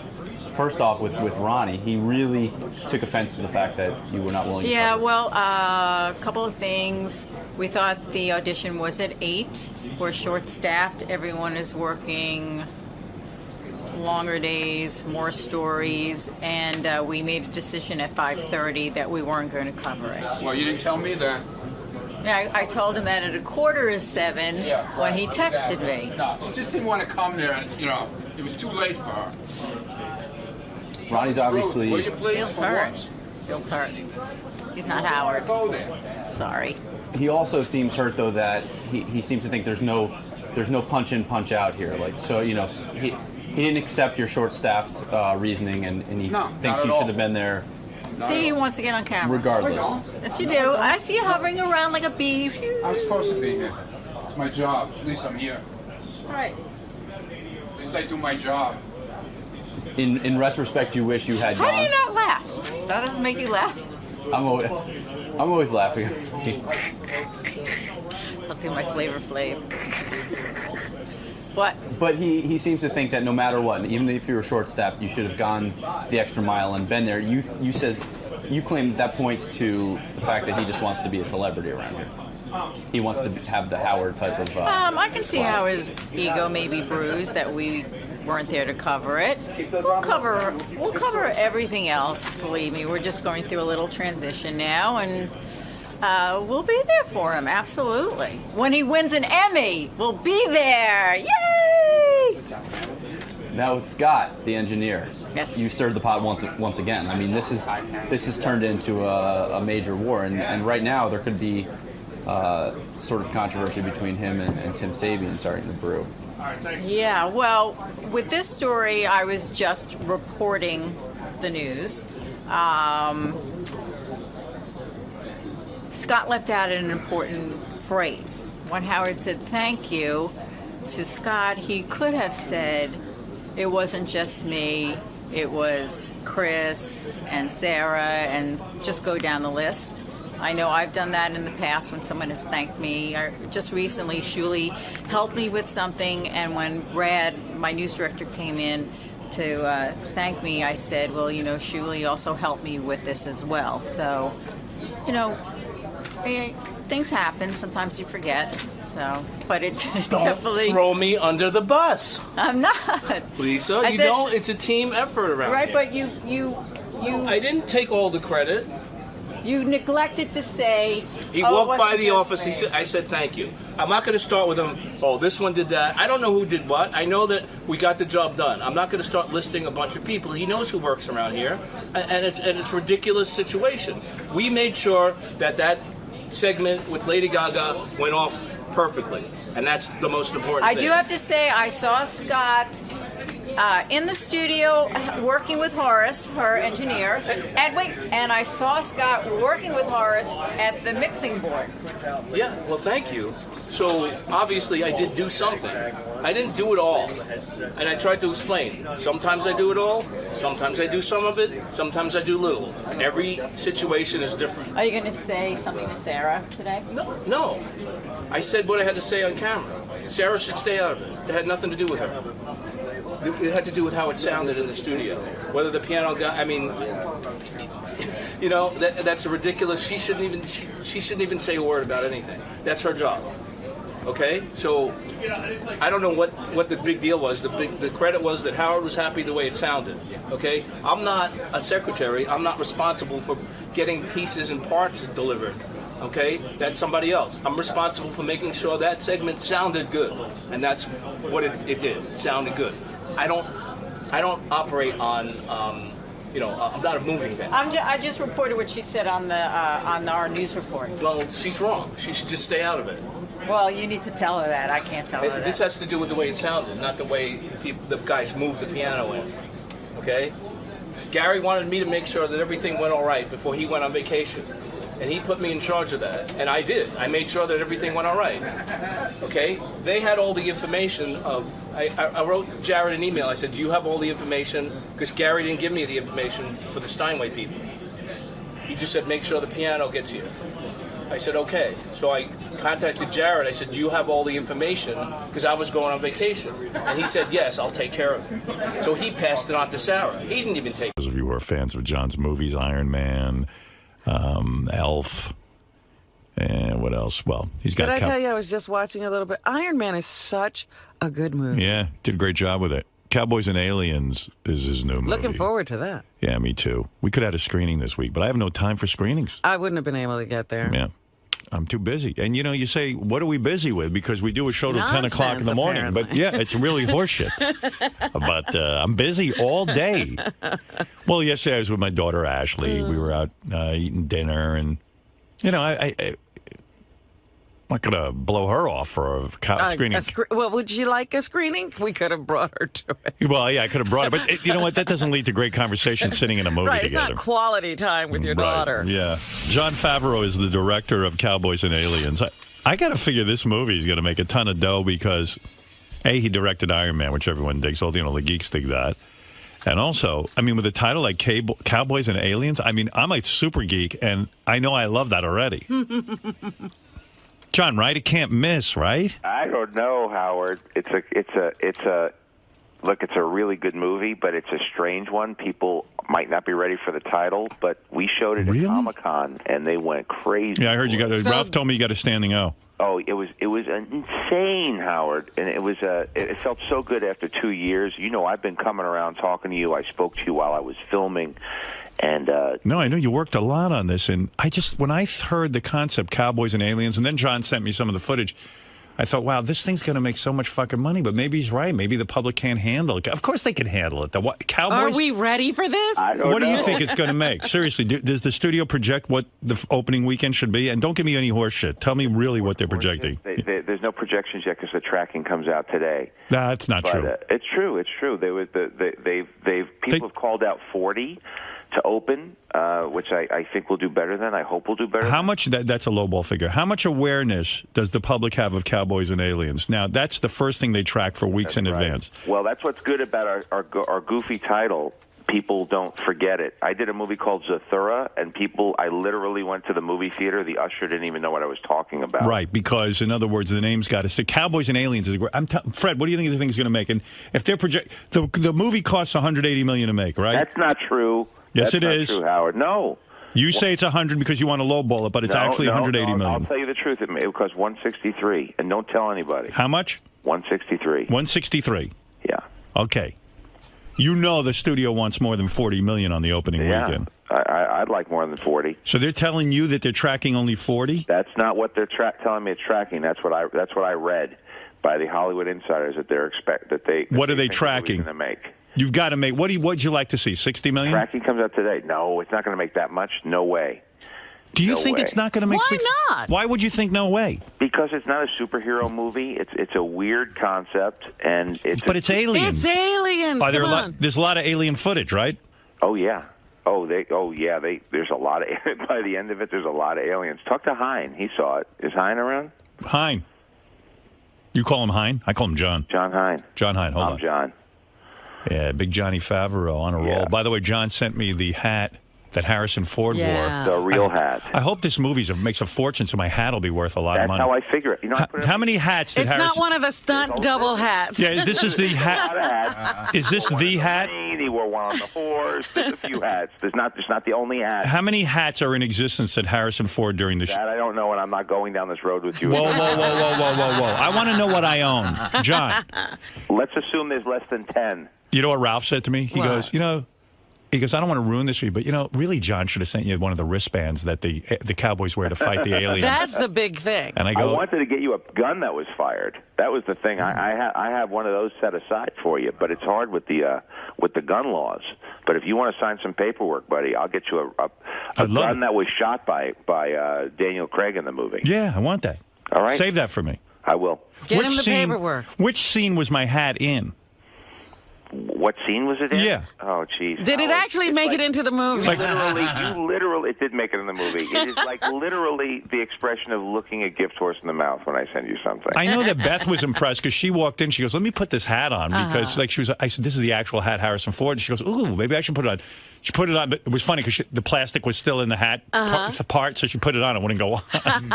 Did you film her in it naked yet? I heard you were. I might do a shoot with her. I actually might shoot her in the hat, nude. I'm thinking about that, actually. If I wasn't a more respectful person, I would say you might want to share those with friends of yours. I heard a crazy thing about you, and then I'll get John's review, but you were actually afraid to be the director of Iron Man 3. Your first two Iron Mans, let me give you an idea. The first two Iron Mans made a combined $1.2 billion. Wow. Iron Man made $585 million. Iron Man 2 made $626 million. That's 1.2. And John pussied out of making Iron Man 3 because he was afraid. You're not making Iron Man 3? No, because he's afraid that there's too much expectation. Why would that scare you? I mean, you got a great franchise. You got something, a bird in the hand. You got Robert Downey Jr. He's ready to go. You got Gwyneth Paltrow. Make the third one. You know, I walk around and I see how depressed Steven Spielberg is that he didn't direct Jurassic Park 3. Right. I think you might be right.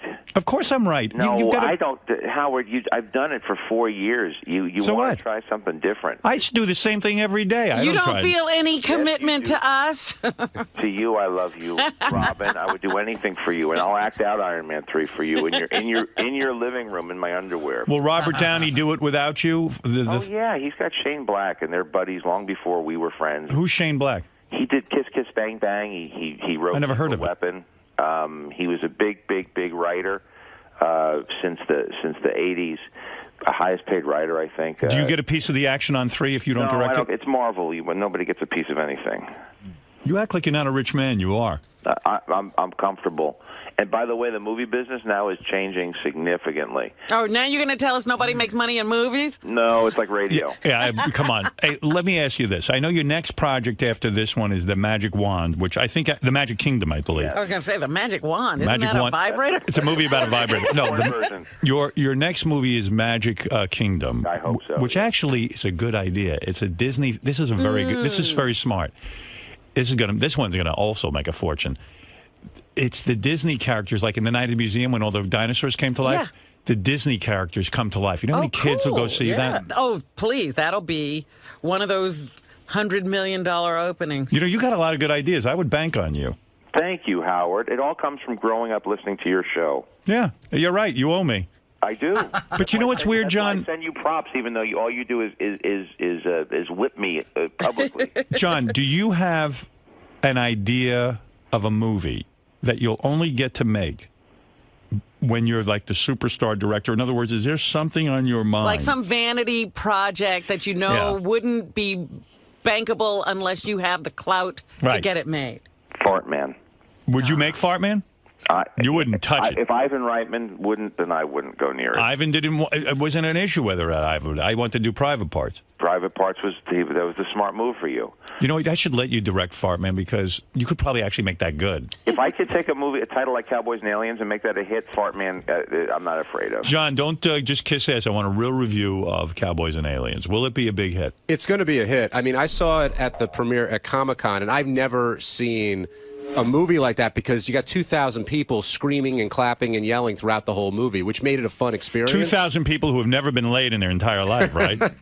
For pretty much. Energy. There's a lot of energy in that room. But the movie starts off with, Daniel Craig, and there's like a real element of mystery in it, and you don't know sort of what's going to happen. And then when the aliens come, you wait for the payoff. Like, what's the alien going to look like, or what are they? And you get that. So and it was more. a great movie. It's a really good movie. And the other thing that it's the trade between Daniel Craig and Harrison Ford and how they sort of evolve through the movie is pretty cool too. Yeah, but you can't go wrong with those two guys. But Daniel Craig, man, he's just, and I know you love him, Robin. He's amazing. He's awesome. He's a stud. He gets tons of pussy, right? It's not only that. He just got married to Rachel Weisz. He's not getting anybody else now. She's a beautiful woman. Did she ever stop by the set, John?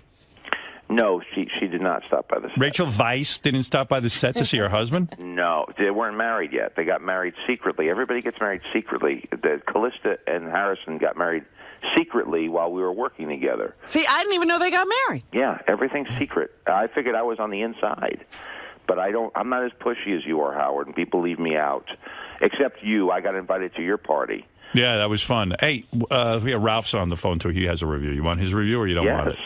I want it all. I hold tried on. to get you to see the thing. I sent you that movie. I know. Why you can't they send me a copy? I mean, seriously, I swear I won't fucking make a copy of it. I'll send you anything, Howard.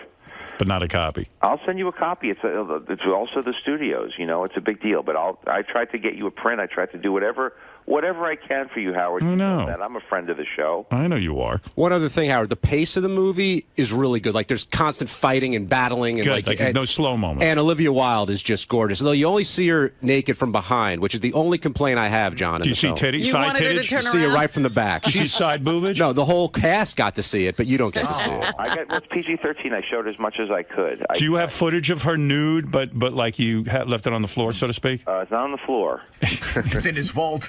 It's Send me. It's waiting for the re-release. Never mind that dumb hat. Send me some pictures of her. Let me see what Ralph has to say. Let's see. I hope I don't hang up on you, John. Let me try this. All right. All right. Yeah. Go ahead, Ralph. Yeah, you don't want to hang up on John for me. It was really good. I loved it, man. And you know what? You know what the biggest thing was? Harrison Ford is so fucking great in it. I mean, like, he hasn't done something great in a while. So you weren't going to give Harrison Ford the part because you were afraid to ask him? You thought because it was a supporting role, right? I thought he wouldn't do it for sure. For sure, I thought he wouldn't do it. I was told he wouldn't do it. And then I got a whisper. I got a phone call from somebody who works with both of us saying, "Why haven't you checked him out?" And I said, "You can. It takes every time you get a pass on a movie, Howard, it takes you a few weeks. Word gets around town, no matter how secret it is, and it starts to hurt the project." Right. And I got word that he might be interested. I had a secret little conversation with his agent. I had a secret meeting with him. Secret because you don't want the movie to get a stink on it when you're trying to cast it, so you keep like everything people are quiet. turning it down. You want to know you're Right. going to get a yes before you ask somebody to the prom. You don't want to just start asking everybody. It's like high school. Hey, you know, I heard something weird about you. Can I ask you this about? Well, I'm not going to ask you. I can ask you this. I'm going to ask you this. I heard from this girl, Crystal Harris, who was engaged to Hefner, that on movie nights some nights, he'll bring in silent movies with an organist. And then someone told me at your house, you do the same thing. You bring in silent movies and hire And an have organist. a live organist. Is that true? I've done screenings for films for Buster Keaton movies, but not in my home. How boring. Huh? I would kill myself if I was You'd invited. love it. If you saw it with a live audience, you'd love it. Really? Howard. Well, maybe not. See, these are real film people. Yeah, you know? they But study everything. This isn't like when they ask me to feature a film and talk about film history. I'll always pull up a silent movie by Buster Keaton and show, because I like on the movie Elf, I took a lot of inspiration from the bits of Buster Keaton. Do you have people to your home and you have an organist in? No, I had it. That was at the Skirball Center, or I'll have it in a movie theater. You know, Right. I won't do it at my house. I don't have that kind of house. And the guy sits there and plays the organ while the movie plays. Yeah, you hire the guy instead of having a recorded soundtrack. There are people around who could accompany live, and it adds some of the energy. I sort of want to show what the experience was like when people first saw it. Like, I'd probably go to see Silent Movie Night at the Playboy Mansion because I'm surrounded by Playboy bunnies. Yeah. At Favreau's thing, I'm just surrounded by a bunch of movie people. No, you want it's more like Comic-Con. If I've got a blowjob during a silent movie from a Playboy bunny, I'd be okay. Maybe John has some chicks there. You don't know. I don't know. All right, Ralph, go ahead, give your review. You know. First of all, the Alien was awesome. I mean, like, how do you do an Alien at this point? They've been done 1,000 times, but the Aliens were great too. And John, there was a moment in the movie I jumped out of my seat. I don't know if Hein did too, but it was just you got scared in the movie, man. It's really That's great. John, how do you decide what the alien's going to look like? Is that up to you, or you hire some dudes to do I that? hired some dudes. I had Steven Spielberg was my executive producer, and when it came to the Alien meetings, he was there front and center. Do you worry that Spielberg is out of touch with the audience and that perhaps he isn't the best judge of who should be the alien? Not with aliens. I mean, he knows everything. He's been involved with every Alien movie he did. He was working on Super 8, on Falling Skies. But that's now. just it. Don't you worry that he's played out, that you need a new vision? Yeah, maybe you need somebody who hasn't been involved in That's it. right. I don't know. Maybe, for me, I wanted this to feel like a classic Western and like a 80s sci-fi alien invasion film, like Close Encounters. Well, I can't wait to see it. It did, and it's amazing that you were able to meld those two things because they're so different. It was great. That's the real interesting thing is that the minute you put it together, it really sounds like it's not going to mix, and it's like a peanut butter cup, man. You put them together, and they work great. And if you're Whose idea was it to mix cowboys and aliens together? I think that's brilliant. I got that script. I mean, the version of the script I got was developed by Ron Howard, another friend of the show. He wrote it? He was the producer of the film. But who wrote this script, Cowboys and Aliens? It was originally from a graphic novel from about 10 years ago, and it was a one-off graphic novel that was much different in tone. And then the writers of Iron Man took the first crack at it, Ferguson Osby, the guys who I'd hired to work on Iron Man. Right. And then eventually the guys from Transformers and Star Trek worked on it together, Kurtzman and Orsi and Damon Lindelof. Why is it that the original writers can never nail it? Why do you always have to go through 57 writers to get this It's thing? a tricky project, and as people come on board, they often like to bring on a fresh take. And when Ron Howard came on board, Kurtzman and Orsi and Damon Lindelof were the writers. So this was a very tricky one to crack. The first version of this was done by the guy who by Steve Odekirk, and it was a comedy, and it just didn't work in a way that Steven Spielberg liked, and they left the project to the side.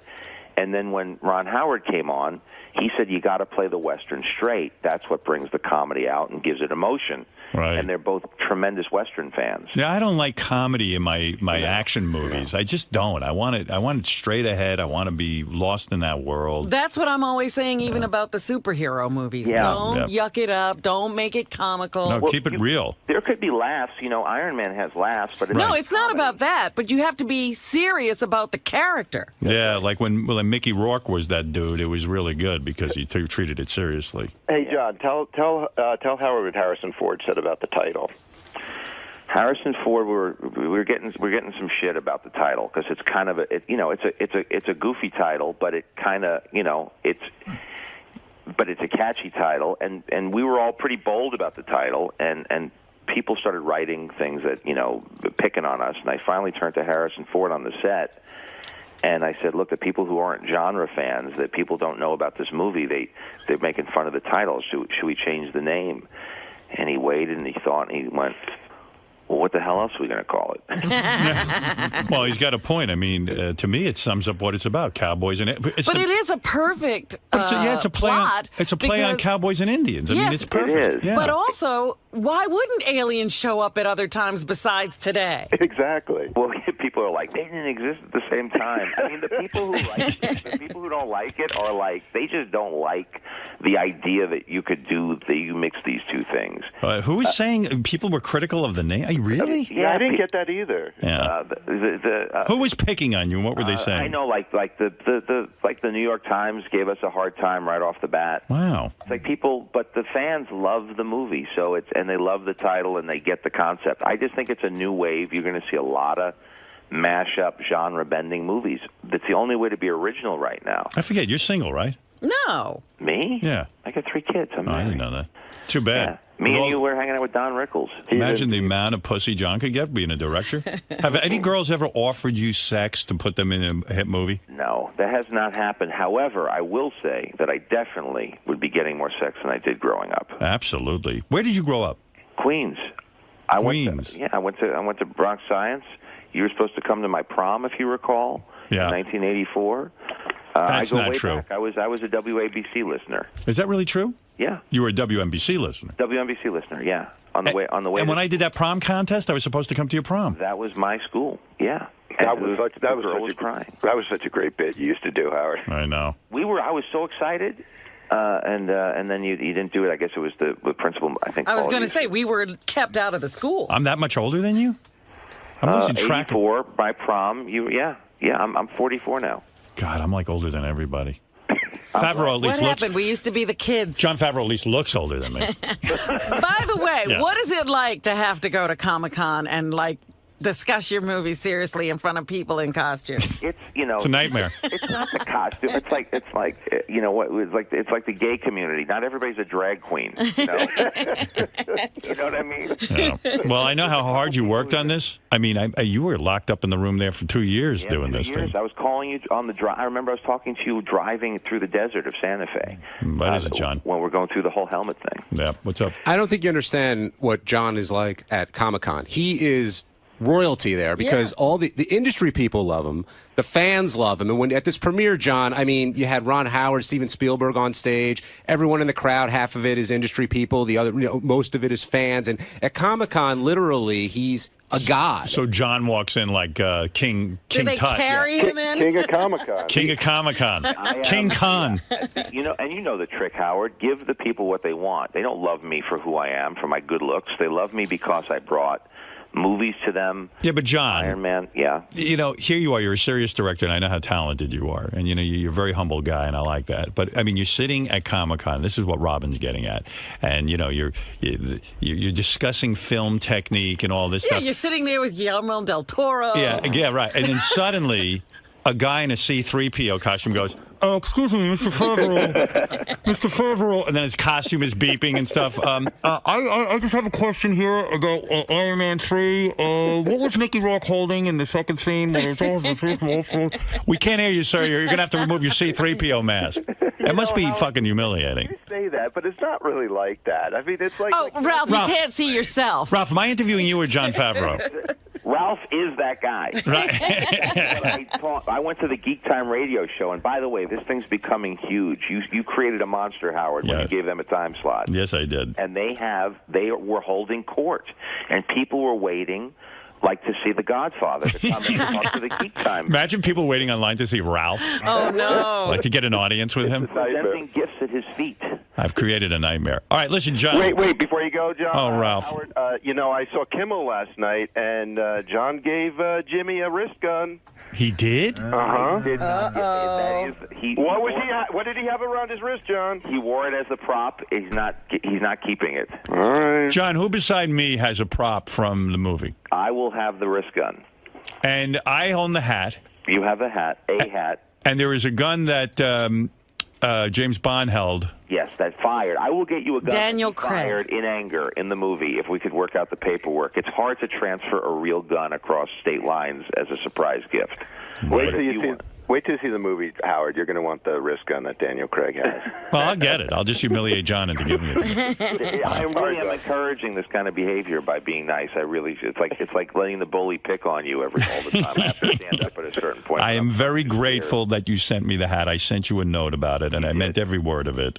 And I wish you tons of success and a big opening weekend. I can't wait to see Cowboys and Aliens, which opens tomorrow in theaters everywhere. I'm pulling for you because you know what? You're making fun, great movies. None of these boring movies. None of these serious movies. You're making movies that people enjoy. And God bless you.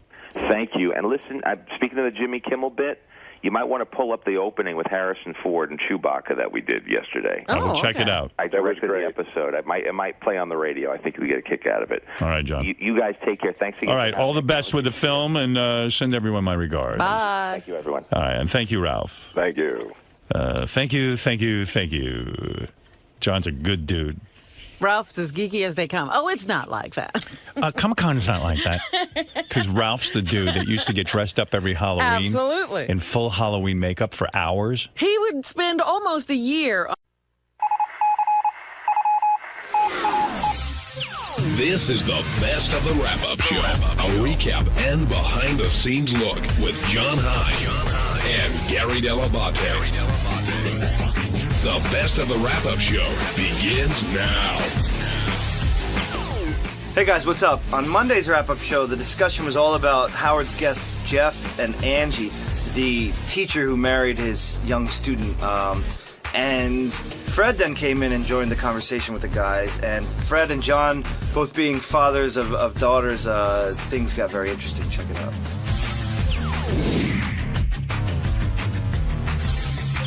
Do you think this relationship between Angie and Jeff is going to stand the test of time based on his two previous marriages, or when she gets a little older, he's going to move on to something else? I wouldn't even base it on his two previous marriages more than I would base it on she's really young. She doesn't know anything any different. She really hasn't experienced life or tried anything. So, maybe it'll work out for them. It'll be great. And maybe she'll wake up at 10 years and go, geez, I haven't done anything in my life.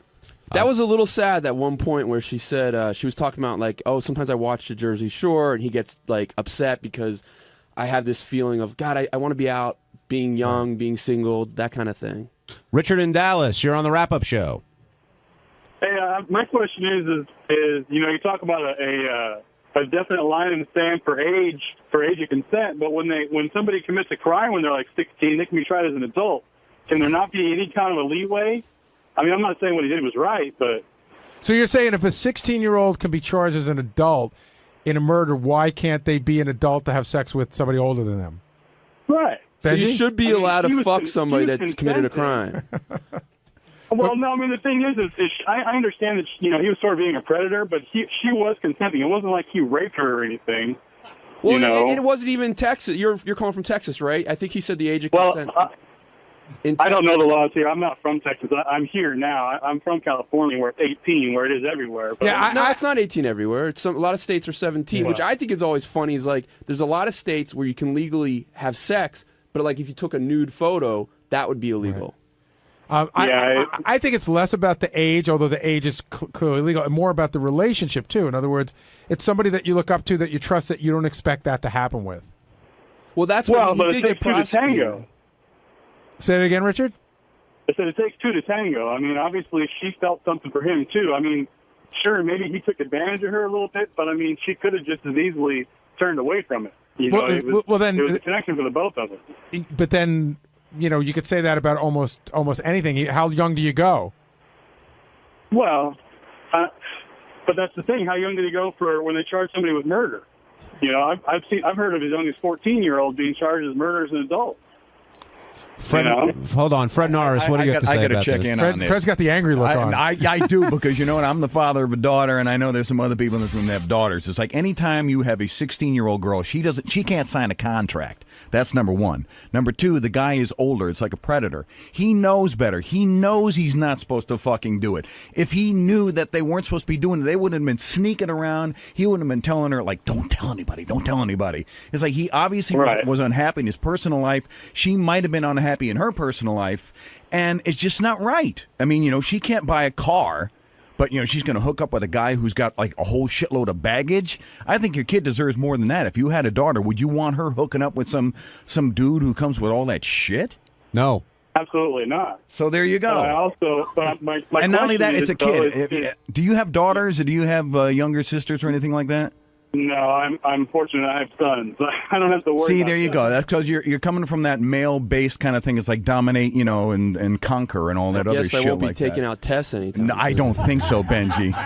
No, Fred and I were talking about actually having daughters. It changes your perspective on It these really things. does. Because you see it from a different I point get of view. it. I get it. I have nieces, and if they're teachers, I would be pissed at the moment. But And not only that, what does a kid know at 16 years old? I mean, we have a lot of interns who work here, and I tell you, it's like there's a difference between an intern who's 18 and an intern who's 25 years old. That 5 or 6 years makes a whole lot of difference in their maturity factor and their decision-making 7 years, by the factors. way, but 7 years, whatever. Well, you had you're to Mr. hear Math. you had to hear Scott's intern during the whole thing. Rose is 19. Like we know, like that girl. She took care of my She dog. watches dogs. She took care of my dog. You can sleep on my bed. And by Rose the way. Rose was going nuts in there. Like, this guy's an animal. He's an asshole. He's this. He's like a predator. She was all upset about this guy. Being involved with this girl altogether. She was totally going nuts back. do you think that was her chance to sort of, in a passive way, get it out there? Or? Get what out there? She watched my dog. I wasn't home. What are you trying to say there, Benji?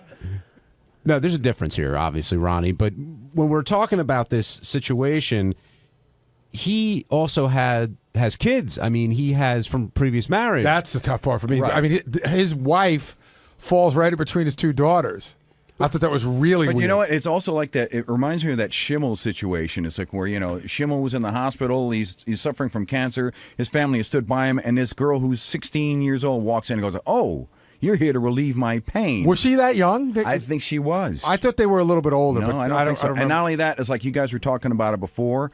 This might end up like the Schimmel situation where she's going to like be with the guy for a while. And if he thinks he's angry now when she watches the Jersey Shore, when she starts feeling her oats a little bit more and making her own decisions and becoming more mature, she's going to be looking for someone more her age. Okay, they are married now, correct? Yes. Okay. So Fred. Oh, so was Schimmel and his. No. I girlfriend, get that, wife. and I get that you want to make a judgment about it and say, "Hey, I'm not making a judgment. I'm just telling you the facts. Well, of the I get that world. you feel it's wrong, but at this, I don't judge it. I'm just saying it's wrong to take advantage of a kid. Okay, so you feel it's wrong.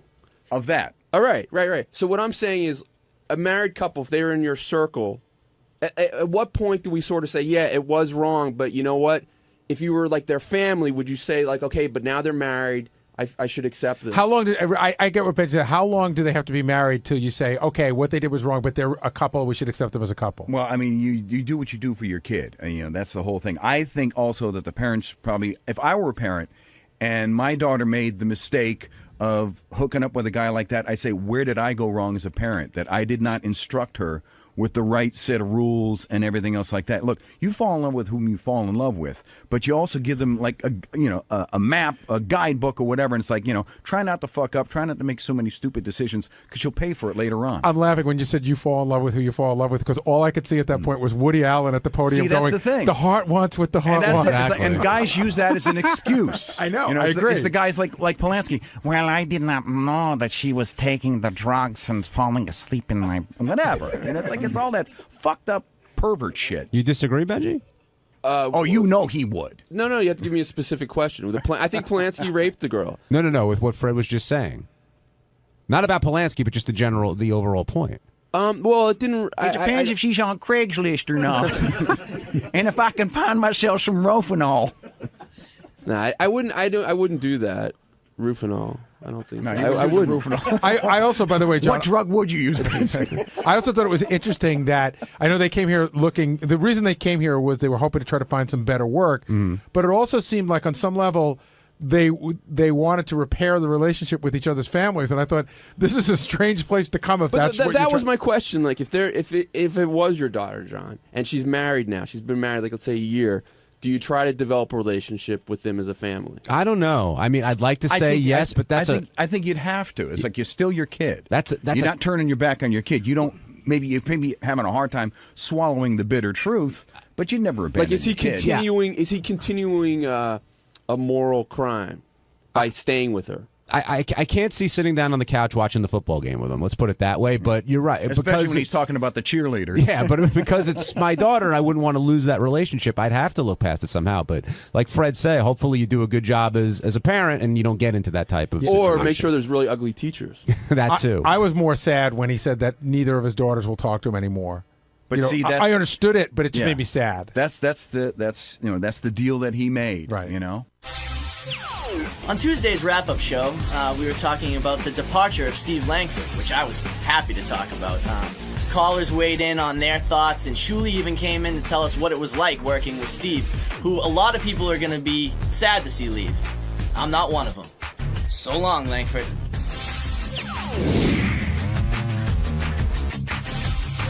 Steve Brandano is in the studio to start the morning off. I don't know if it went the way you wanted it to there, Steve. I know you were out at Comic-Con, and, well, I was with you, but, you did a great job, I thought, on those interviews. And then whenever you go in, you never know what's going to come up. But did you feel like Howard was critiquing your work or giving you friendly advice? Oh, no, I'll take any advice that Howard gives me. I was just... there might have been times that the swearing thing kind of threw me off because, like I said, and I showed Gary the question, like shit was written in the question. You know what I mean? So you were following. And that's what I said. And but I may have swore a couple times during the interviews. It's just like I'll take what he says. But when I ask a guy if he farts in the costume and doesn't hold it in, I mean that also kind of takes away from the legitimacy of the interview as well. You know what I mean? Right. At least this year he was sober. Yes. No, well, the one that I wasn't sober at, I was asking rock stars that I look up to awful questions, not people in costumes. You're not going to be one of those guys who doubles on back in 10 years and you're an addict and it's our fault because we made you talk to rock stars. No. Oh, I admitted that I just did that because it was difficult to talk. But talking to, and again, like one of the callers was like, he's talking down to them. I'm like one of these guys. Well, when you say have a good con, right? Yeah. When I heard that made me laugh really hard because that's like that whole language were you being sarcastic or would you say that to anyone? No, that's what I said to people when I wasn't on that's what I said to Rob Corddry when I talked to him. You know what I mean? Like, have a good con. When I was talking to people in the center, how do you get here, that kind of stuff, walking away, oh, enjoy your con, they were saying to me. It's like, are you buying into that, by the way, John? I didn't say it, but I respect the people who do. What do Catholics say, like the end of the service? God bless you. No. May peace be with you. And also with you. They all shake hands and stuff. May peace be with you and also with you. Yeah. The mass is over, now go in peace. Yeah, it's like that. Except one person's wearing a Robin costume. And you were also in there for the Langford conversation. Yeah, that was great. I was so happy that I got to be in the studio the day that Howard started talking about Langford bailing on us. You were great. You're like, I hate him. I hope he never comes back. I just felt. I mean, it's the way I've always felt. You guys I don't never think made that's up a over surprise. that incident, huh? No, I don't. I would never. There was nothing to make up about. He's a lunatic. That's it. You know, it'd be great at his new station if he still goes after like Steve's girlfriend. Well, it's funny because to tie this all in with Dice and Entourage, one of the things in the first episode of Entourage, one of the plot lines is Vince comes out and he calls some people, but he doesn't call others. And everyone's wondering, okay, why didn't I get a call or why did I get a call? And today you were like, Gary's, well, Langford called me, and Ronnie's like, well, Langford called me too. And there was clearly a split between people who were like, I love Steve, I think he's great, I wish him the best, and thank God he's gone. Did you know there was such a defining line there? I did. I was really surprised. I heard Jason in the office. He goes, "You see, it's just a matter of time till he says something and he trashes Howard. You know, Langford can't be trusted." And listen, I think he can be a pain in the neck. I don't know that his trustworthiness is what's in question. He can be a little bit nutty. I got along with him. Well, all of us are still here, and he's not. Yeah, but it's not like he left. We got him. All right, we got him. Actually, that's some the of kind us of thing are he would loyal. say. Like. Some of us are loyal, and some of us go work somewhere else. Yep. On another radio. So anybody who works somewhere else is disloyal? Yeah. Okay. Well, I mean, they're not working somewhere better than us. I mean, if you were to leave us to go work somewhere better, then that's Right. I understand that career move. If you go work somewhere else, then I don't see. What if I'm it's- not leaving this show. What That's all if I'm what saying. if it's for like I don't know how much you make, but what if you got it offered for 3 double the times money? the A amount? better financial opportunity. I would stay here because it's more important for me to be on Howard's. It's more important for me to play. You know, I'm a Red Sox fan, but the Yankees. You know, if you're on the Yankees, you would want to stay with the Yankees. You play with the best. But what if someone like really liked the intern show and say, "Hey, it's great. We want you to do it daily on our station." That sucks that I can't do that, but I would stay here, and I think Gary knows that as well. That's cool, man. He's a loyal guy. Guess you won't be moving the intern show anywhere. No. Biggs in Boston, you're on the wrap-up show. Hey, how's it going, guys? Hey, I think it's going to be difficult to find someone with the zest and professional attitude of Steve Langford. I mean, he could take a Beetlejuice story about Beach shitting his pants and make it sound as legit and professional as a news reporter reporting on Obama while he gives a State of the Nation address.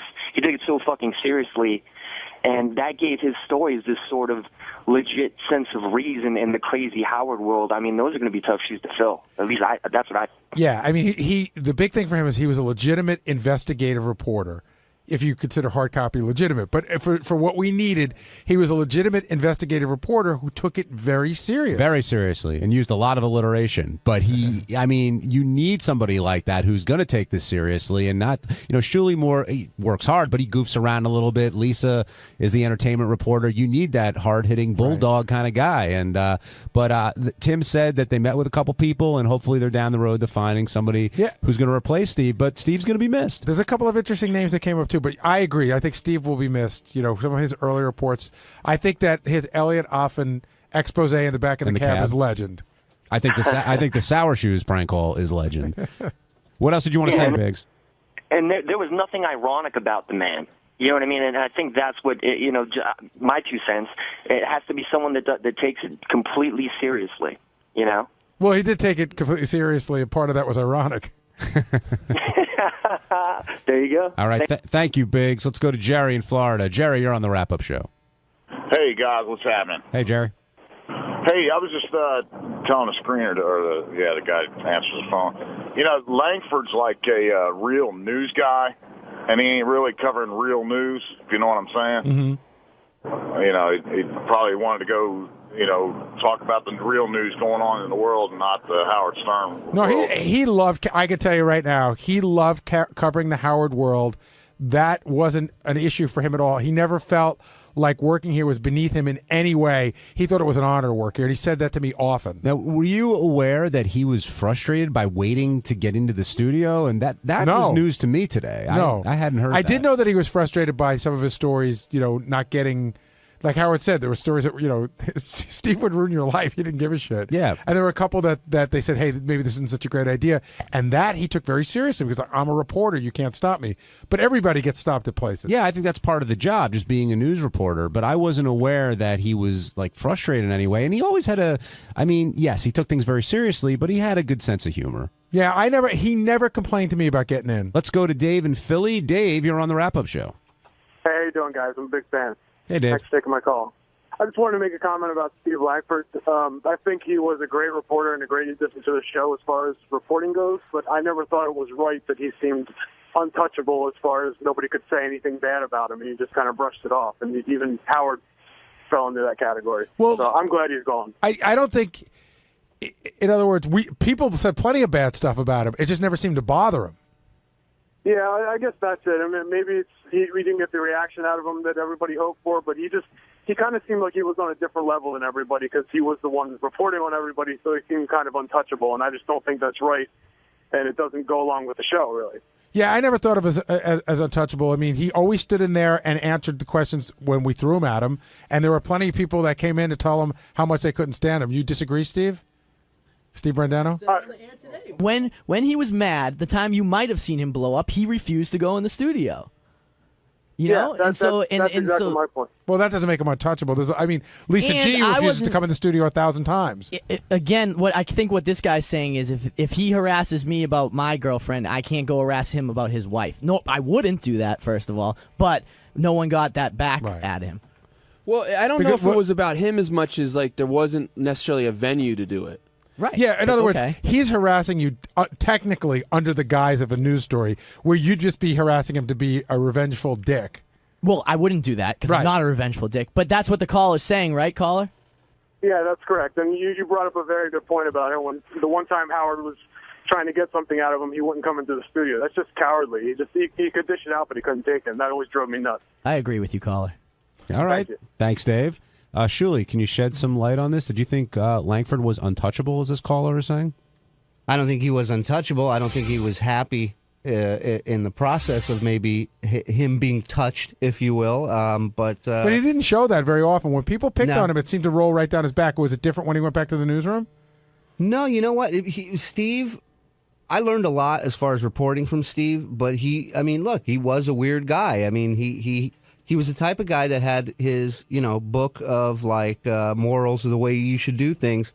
Didn't really talk to you about them. So when you kind of fucked one of those up, you didn't know because he just didn't talk to you for a while. So that was a weird thing about him. But did that happen to you?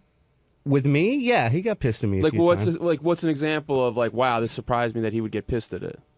It wasn't like a joke or anything. It was just work related, something. It all centers around the news. That was his pride and passion from the second he opened his eyes. So if you didn't do something right with the news story or something, or it was, you were making more of a joke about something that should have been a little bit more serious, I think that upset him at times, which was weird to me because. But you say Steve's a little bit weird. I mean, he's a lot weird. Who here isn't a little bit Absolutely. weird? Everybody's got their quirks one way or the other. And that's what made him so great was that he was just so into what he did and the sound. He treated it so seriously, and it was great.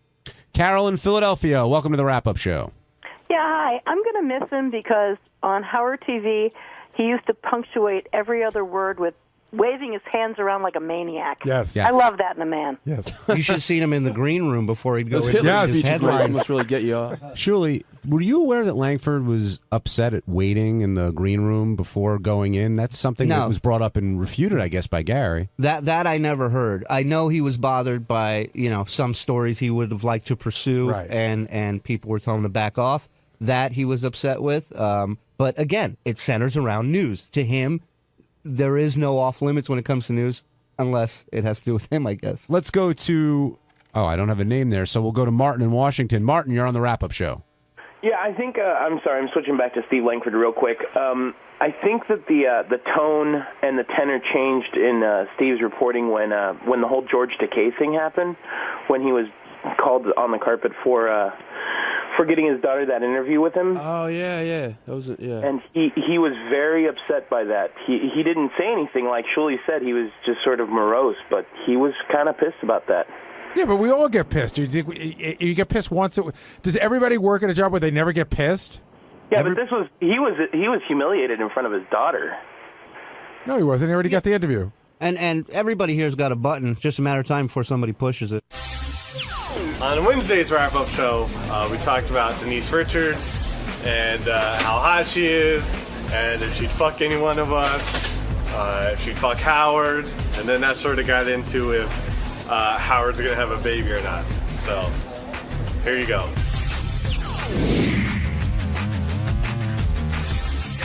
I want to start off with Denise Richards, who everyone I think is always smitten by, and Gary, she never disappoints. I don't know. I have to say that I have a thing for her, not only because she's really pretty, but I like her. I was saying to a publicist today, the first time she came on the air, I really didn't have an opinion of her at all. I didn't really know who she was, and her appearance on the show, she just came across as so fun and likable. She knows the show, and listen, for what she's been through since her last time here with her ex-husband and all that insanity, I think it takes a cool person to walk in here and say, not only am I going to go and do Howard, but I'm going to go and I'm going to be honest. And she also revealed that the last time she came here, she came straight from the hospital after that crazy dinner and everything that went down with Charlie. I felt so bad for her, too, because she left here at like 9:05, and at like 9:14, Jason gave me, it was like TMZ had reported the whole thing that happened. And then she had to come, she left here and she came back to do a bunch of interviews at other shows here. And I saw her getting into her car outside. I looked at her, she looked at me, and she just goes, I'm so sorry. Meaning, like, I was so sorry I couldn't give you the dirt. You know, her face is just incredible. Her personality is just so sweet. But I think one of the things that also makes her so hot, and Gary, I bet you feel this, like, when you talk to her, don't you feel you could fuck her? She makes you feel like she actually gives a shit what you have to say. She's very nice to you, but she's not superficial nice. She's just a nice person. So she does make you feel. Don't you kind of feel you could fuck her? If you were, right circumstances, you were single, she's single. I mean, I know in my mind I couldn't, but she does make you feel like you could. Yeah. I take it you feel that way, Benji. She made me feel that Gary could fuck her too. And I got to tell you, there's one. Yeah, she does. She looks at you for a second. You feel you could fuck her. And there's one other thing. I generally don't give a shit. And she's hot as hell. When women say that they're not wearing any underwear, because I always think it's either bullshit or a ploy to get our attention. But today it had a very odd effect on me. You cared. I cared.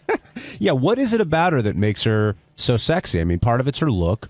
Part of it's like you're saying when she talks to you, you feel it. But is it it's because those eyes? I mean, her eyes. She has such I call them it's like almost like it's a real pretty look. That it's almost like crying eyes. It's just so pretty. And what about her willingness to talk about practically anything sexual that she's done? JD, that's got to be appealing as well. Of course, especially from her. She's hot. You like knowing that she likes to get fucked from behind. And she does it in a real sexy, feminine way. Yes. I think Tila, I found hot too, but it's a different kind of thing. Like it's almost like I fuck, and just Denise is so sexy about it. Well, her thing is like, yeah, I enjoy sex, but why shouldn't I? I'm a human like everybody else. Like I think Denise, she says it in a sort of she's a ladylike way, but you behind closed doors, she's a dirty girl. So that's how I feel. You know that for a fact? I would like to know for a fact. Did you feel like Benji was saying when he was talking to her, he felt like he could get her? Do you think you could get Denise Richards? No, she's beyond guys who watch TV for a living. She's after rock stars and like here's a TV perfect stars. Here's a perfect example. I'm in the green room and she says to me, "Oh, Gary, let's take a picture together." She gets her camera out, so I take off my jacket. I'm trying to look as good as I can in my Jets T-shirt, and she really hugged me. We took a picture, and then she tweeted it, and I retweeted it immediately. I never tweet during the show. Today, I just hit the retweet button, and it looks like she likes me. You sound smitten, Gary. I am. I am. But you're also in a power position. You know what I mean? Like she, there's really no power with me. There's just no I'm going power. to pull really bad clips on you. Yeah, exactly. Don't sell yourself short. You're a major personality. You've got, 110,000 Twitter followers? I'm just saying that, listen, there's a difference between producing a radio show and having a Twitter following, for Christ's sake. I mean, there are people that no one knows that have Twitter followings. Did you talk to her at all about reading your book? I just thanked her for the picture. I said, "Hey, thanks for the picture. It was really cool." And she's like, "Oh, that's great. I enjoyed it." Let's go to Brendan. Brendan, you're on the wrap-up show. Hey, I just wanted to let JD know if he really put his mind to it, he could get Denise. Why do you say that? Well, he's just got to. Any guy can get any girl unless she's a total bitch, and she's not a bitch. She's a good girl. She's got a good heart, and JD's just got to step up with some confidence, and it happens. Well, not to throw JD under the bus, but why couldn't JD do that with Ashley Dupree, who's probably a little more accessible? He could do that with anyone if he put his mind to it and he really wanted it, but he convinces himself that he can't get her before he even tries. Well, with Ashley Dupree, she had a boyfriend the whole entire time, so there's that. People have been And- pried away from their boyfriend. And well, no, yeah, I know. Trust me, I've tried. They happen again. I have the same attitude as this guy, but then you always get fucking charged with stalking and stuff. It's like, that too, Ben. But I think, JD, you're your own worst enemy in those situations. Listen, first of all, Ashley Dupree and Denise Richards are on different, they're different spectrums, they're on different sides of the stardom spectrum. You know what I mean? No.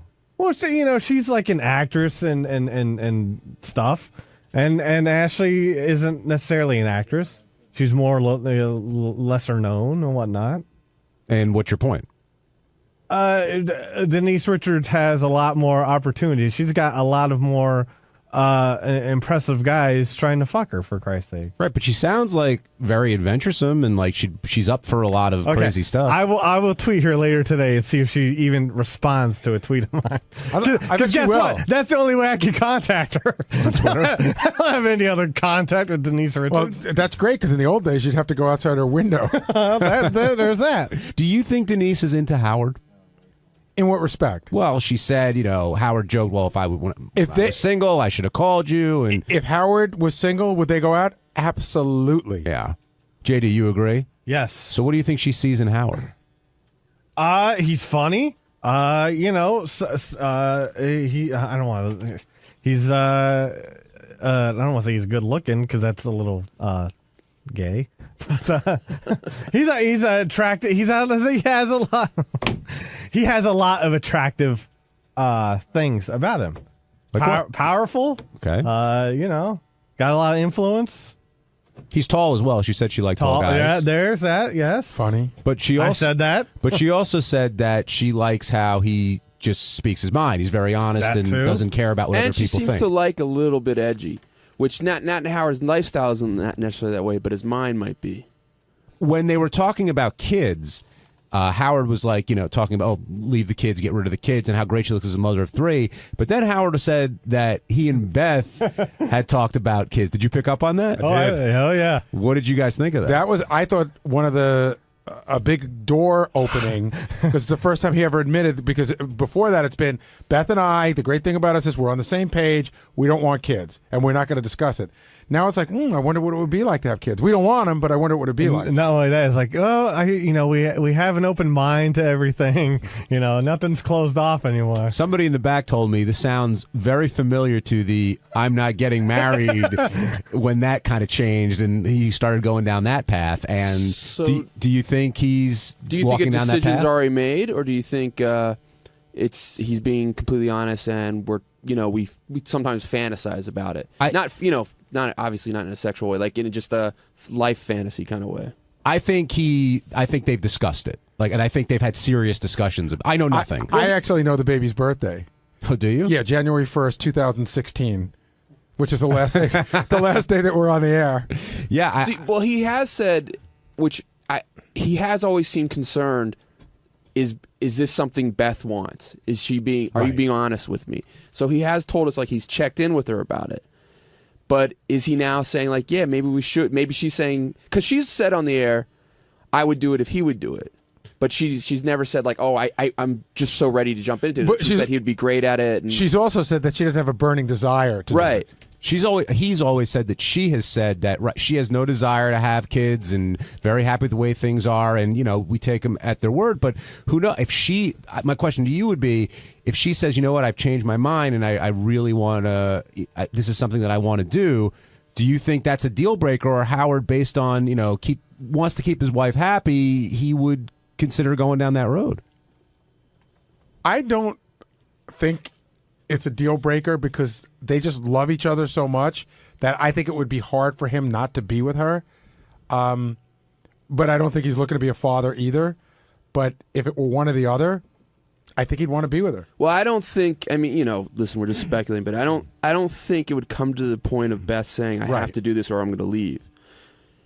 But I think if I think Howard it's the other way around. I think if Howard really felt that she's gonna feel that she's missing out on something if she doesn't, and gonna be like a tragic part of her life to not, I think then he will, if he feels it. I'm not saying she's giving him an ultimatum. That's not what I meant. I meant Right. she expresses the desire, But in his mind, it used to be a ultimatum. He used to say, that we love each other, and I would still love her, but we would part ways at that point. Right, I agree. I don't think it would ever be an ultimatum. I think it would be a desire that Beth might express down the road, and that Howard would think about it and say, if we did this, I know I could bring her great happiness, as opposed to it's this or I'm gone. On Thursday's wrap-up show, there was a lot of conversation about J.D. Harmeyer and whether or not he should do an appearance. And if he does one, does he then become a hypocrite because he makes fun of other people who are famous just for the sake of being famous?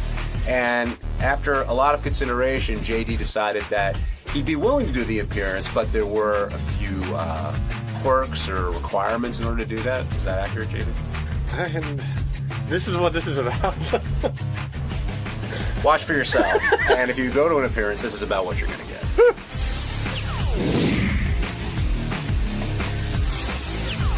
Let's go to Derek in Ontario. Derek, you're on the wrap-up show. Hey, guys. How you doing? Good. Derek, what's on your mind? A question for JD, and if you can let me follow up, I'd appreciate it. Go for it. JD, you always get ticked off about how Tila Tequila has got her fame, because really she went from a MySpace star to, whatever she is now. Mm-hmm. But whenever you're offered an appearance, you don't do anything about it, and you could be one of these guys. Yeah, what am I supposed to do during an appearance? Anything you want. Well, it's very clear you don't have to be able to do anything. It's very clear you don't have to do anything. Tila Tequila is a funny interview, but yeah, she clearly has really no talent. Oh, I was talking JD, about Scott. Oh. Yeah, but you're Not as assuming well. that JD is mad out of jealousy. I don't seek to do appearances or anything. Like that's kind of JD following his principles. She seeks, she wanted to be on the show. She wants to do this and that and put out dumb songs and God knows what else. But somebody could make I'm just playing devil's advocate. Somebody could make the argument about you is you're sort of famous, and if you really didn't want to be famous, you would refuse to talk on the air. That's when I started doing this, I didn't really want to talk on the air, but I don't know. I don't know. I think a part of you enjoys the fame. Yeah, I've always said there's a part that's good, and of course there's a part that's bad. What's the bad part? Do you have a bunch of people knowing stuff about you that you don't? Hates that. Oh my God! If you talk about when you start talking about JD's family, he tenses up specifically about his mom and that whole situation. But what's the good part? Mean chicks? Yeah, girls are more interested in you, and it's always nice to hear someone say they like you. I don't know, or that you entertain them. I think if you did an appearance, you'd get a great turnout. I don't know, but I'm also afraid of not getting a turnout. But I'm not a comedian or anything, so I don't know necessarily what I would do. But Sal's in here now. I mean, these guys, they did a meet and greet for their last appearance, and they got thousands of people. They love to talk to people. I think JD would be great for a Q&A because people love to hear him speak, and and your whole delivery. It's like the delivery of a broken wheelbarrow, but that's what people really, really enjoy. What the hell does that mean? Well, you're all you're all over the place. You're clumsy and you fumble on your words, but that's what makes you interesting. And I think if you did a Q&A, fans would love to see you, and you'd make some nice money for yourself. I totally agree. Wait, so JD, if you knew, hey, I could go to an appearance, I'll make good money, would you do it? But you had to sit on a stage and people had to ask you questions for an hour and a half. I mean, I guess. And then afterwards, maybe, I don't know. So would you feel you're being would you hate yourself if you were if you weren't you? Would you look at yourself the same way you look at Tila Tequila? Right, who the hell is he to be up there? Why does he think anybody wants to ask him questions? It's a fair question. Well, thanks, John. Not necessarily because there's a basis within this show. I don't know. I don't know. No, do you think there's a difference? You saying you deserve? No, I don't get angry. First of all, saying you deserve your fame? I don't. No. Hold on. No. Now you're putting words into my mouth. No. I'm asking. I don't feel like I deserve anything. No, I mean no. But you're a media producer on the show. You provide laughs, through Howard, and so do you feel like you're more worthy of the fame than someone like Tila Tequila or Kim Kardashian or the others that you've knocked? I hate to say that there's more. That I'm more talented because I don't know if I am or not. Do you think you can? Well, sing you're not better because you than- can't give a great blowjob. Hey, all I right. disagree about that. Could you sing better than her, JD? No, I can't sing. What was your follow-up question, Derek? JD, there's money on the table. $1,000. Come up this weekend. Just hang out for a weekend. Come up Saturday. We'll fly. Oh, you is this up tomorrow Derek? night. Yeah. This is, Oh, hey, this Sal, guy's. how are you, buddy? We went to a bachelor party with Derek. He's not What a kidding. good time, man. The greatest time ever, except for the fist fight we almost got with that with the guys at the go-karts because we were wasted. Wow. Shit But happens. JD, listen to Derek. Go out there. He loves you. He's a great, great guy. Great family. Did you hear what he said? What? He said, come out Saturday. I'm busy on Oh, Saturday. no, you can't go. Oh, wait. Oh, yeah, I know what's going on Saturday. Sorry. Why don't we aim for the Labor Day weekend in September? I don't know. It takes a lot for me to want to travel and leave my house. The so. other- yeah, the that's o- why that's why I told Shuli. Originally I said 10 grand, but then I lowered it down to 5. He just offered you 50 lap dances. The lap dances would be on top of that. We pay all expenses. Ask Sal and Richard. We'll take care of it. Derek, the other part of this equation that you're dealing with is that we'll follow up on that in a second, Sal. But the other part of this equation is that JD doesn't want to go out whether he's paid or not paid. He just doesn't enjoy Yeah. going out and being with people. You know what? It was funny. We met him in the elevator, and he was even just like, hello. Like, he was very nervous. But, JD, take advantage of these opportunities. Not just that I'm offering, but there's probably dozens of other ones on the table. Take the money while you can. Seriously. JD, how about if they came to your place and you didn't have to leave? Well, I don't want anyone at my place. Hey, I don't even want to be at my place. That would be a great idea Hey, for Derek, appearance. Just, Derek, come have the party at my Derek, what place. did you do for Sal? Sal's raving here. Yeah. Sal and Richard, we had him up for my brother's bachelor party, and we had a limo bus. We went to the strippers, like Sal said. Easy. We tried to go karting, but we were kicked off the course before even getting on the course because we were all pretty drunk. And we had bottle service at a bar at the end of the night in Toronto.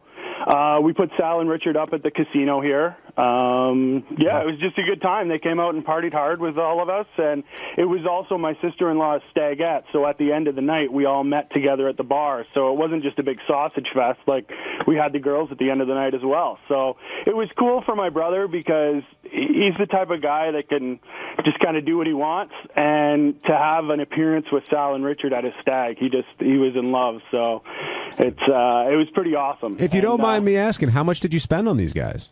That's up to them if they want to reveal it. I'm not going to say that on the air. It's up to them if they No, want I to mean total, not just your fee, but like on Right, the how much- whole. if you forget it, That's up to them. If they Oh, want I know. They're asking you, Derek, how much personally did this whole event cost you with the bus and the strip club and the after party and the go-karts? There were a bunch of guys. I would say, and it wasn't me personally because each guy threw in $100 too. But we ended up spending that just on booze and strippers. But it was probably between 8 and 10,000. And if you left for out the Sal night. and Richard's fee, how much would it cost? Hey, I have a quick question for JD. I know you don't dwell on like a hatred for Tila. I know you, so I know it's not like it's not like the utmost thing in your thoughts. But what would you, if you were a friend of hers or whatever, would you tell her like, hey, you shouldn't be doing this stuff? Like I wouldn't be a friend with her, period. But do you think it's wrong for her to like make money off of what you say is no talent? You can't. I can't fault someone for doing that because obviously they're successful in doing it. It's just. So you should be angry. You should be angry at people who buy into her. Oh, I am. Don't worry, I am. I hate all them too. There's plenty to go around. Hey, one thing. Anyone that says they like the Jersey Shore, I immediately just there's a badness I feel for them. So if you're at a bar, you meet a hot chick, things are going well, and she goes, "Oh my God, you know what? I love the Jersey Shore, my favorite show." What do? You walk away? No, I'll be like, "Oh, really?" You lie your balls off and you love it too until you get her in the sack and in the morning like beat it and that show sucks. It depends how hot the chick is, I think. That's the Hey, exact by the question. way, I think I have something that could clinch this for Derek. And Derek, no disrespect, I want to ask you as a gentleman, your sister, do you think your sister, who's a beautiful girl, a gorgeous caboose on her, I mean like 2 mounds of ham in her pants, I think JD would love her, but Derek, could it be possible that you could hook those two up? if he comes out. I'm sure we could organize a nice. Are you trying to pimp out his sister? I'm not trying to pimp her out, but believe me, you would have a field day on this bod. That's exactly what you're trying to do. How do you know? How do I know? I just use my imagination. All right, hey, I Derek. think we could organize a fancy dinner or something. I think she'd be up for that. Awesome. Derek, thanks for calling in. I'll put you on hold. Steve can get the info, and JD can do whatever he wants to do. Maybe even Derek's sister.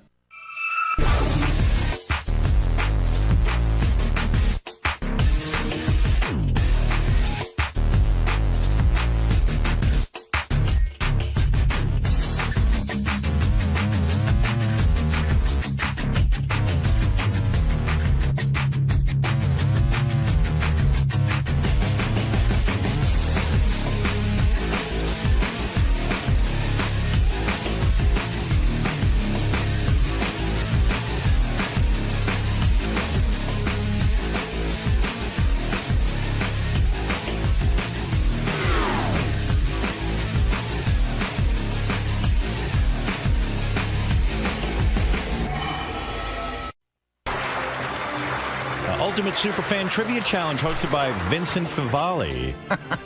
You're kidding. Vinny's coming in? Yeah, I think 3 of our listeners are going to play me, Fred, and Gary. You're in the contest. That's why Vinny's coming in. He's going to host. What do you know about the show? Nothing. I said to Gary, I probably know the least. That's the weird thing. I bet you I bet you I get the most questions wrong. I wouldn't doubt it. Your memory's not that good. But we're going to be tough to beat because I know Gary knows a lot about the show. I think Fred does too. I know some, but the guy who really impressed me last time we did this was Brian Phelan. He is like a genius at this. Yeah, well, he was too good, so we want to give the fans a chance. So they get to play me. No, they beat us anyway. Yeah. Hi, I'm Pete. I'm Joe. I'm Jim. And we're here to compete in the Ultimate Superfan Trivia Challenge. Today, the 3 of us are going to be taking on Gary Delabate, Fred Norris, and for the first time ever competing in one of these contests, Howard himself. Guys, what do you think? We're ready. I feel good. I think Howard is the greatest radio personality of all time, but if I remember correctly, not the greatest at trivia. Right, he's a terrible memory, but the show member with probably the best memory, Gary. Yeah, oh, hey. He'll be competing. Yep. Fred's no chump. No, that's right. He's no slouch himself, so. But I still got confidence the 3 of us with our combined knowledge can overtake their combined knowledge. Not taking anything away from Gary, Fred, or Howard himself, but I think the 3 of us, we could take him down. So, Vinny, welcome back to the show. It's been a long time. Yes, very long. And you're here to host the Ultimate Superfan Trivia Contest. Exactly. Is that what it's called? I believe so. Yes. I don't know. There's not a lot of information floating around here. You can see right now I'm just getting the questions, of which basically I've written half of them for the competition. So it's last-minute prep, to say the least. Totally last-minute prep. I kept on getting emails from Jason. First I get the call. It's like, hey, you want to host this? I'm like, well, that would be great. And then I start getting these emails from John Hine. Hey, it's great that you're hosting. We need questions. I'm like, what? Like, why do I have to write the questions? I have to do that too? And I thought they were just needed extra questions. I figured they had their own batch, and I kept on getting these emails. Where are the questions? I'm like, oh my God, they're looking at me to supply the questions for the show. So I did about 30 of them, and I'm happy to see that a lot of them made the cut here. And I think they're really good. You're an all-in-one host. All-in-one host, man, except I don't have my blue tuxedo. Got to go, okay, this is for Fred on this team and Steve on this team, and then ask the question, or else Gary's going to just keep buzzing in on everything. And you don't want to hear Howard. The person on each team. Yeah, they have to know they're up at that. You want to hear Howard try and get a question, or else Gary's going to try and answer everything. And how will Vinny know what order to go in? Like, how will it just be will he move from right to left or left to right? Can I do it? Oh, yeah, I can't do it out right now. I can't map it out. I would go closest out, like Family Feud kind of. First person, then the next person, then the next person. Right. You mean the closest out. Okay. Right. Gotcha. The other thing, if you can keep in the back of your head as you're going through it, there's some questions here. Like, I don't know if we want to ask Gary a question about Gary. Absolutely. You can ask Howard a question about Howard, because I think that's funny. If you ask Howard what the original title of his book was, he'll know it, but, it'd be funny if he didn't. So skip around. Be wary of that. I don't want to skip around, but try not to. I mean, Howard may also take over, and Robin may go into Howard's slot, and you may lose your job. This is a fucking train wreck. It's a train wreck? Right. But wait, more importantly... I'm going to be fine. The wheels are going to fall off midway.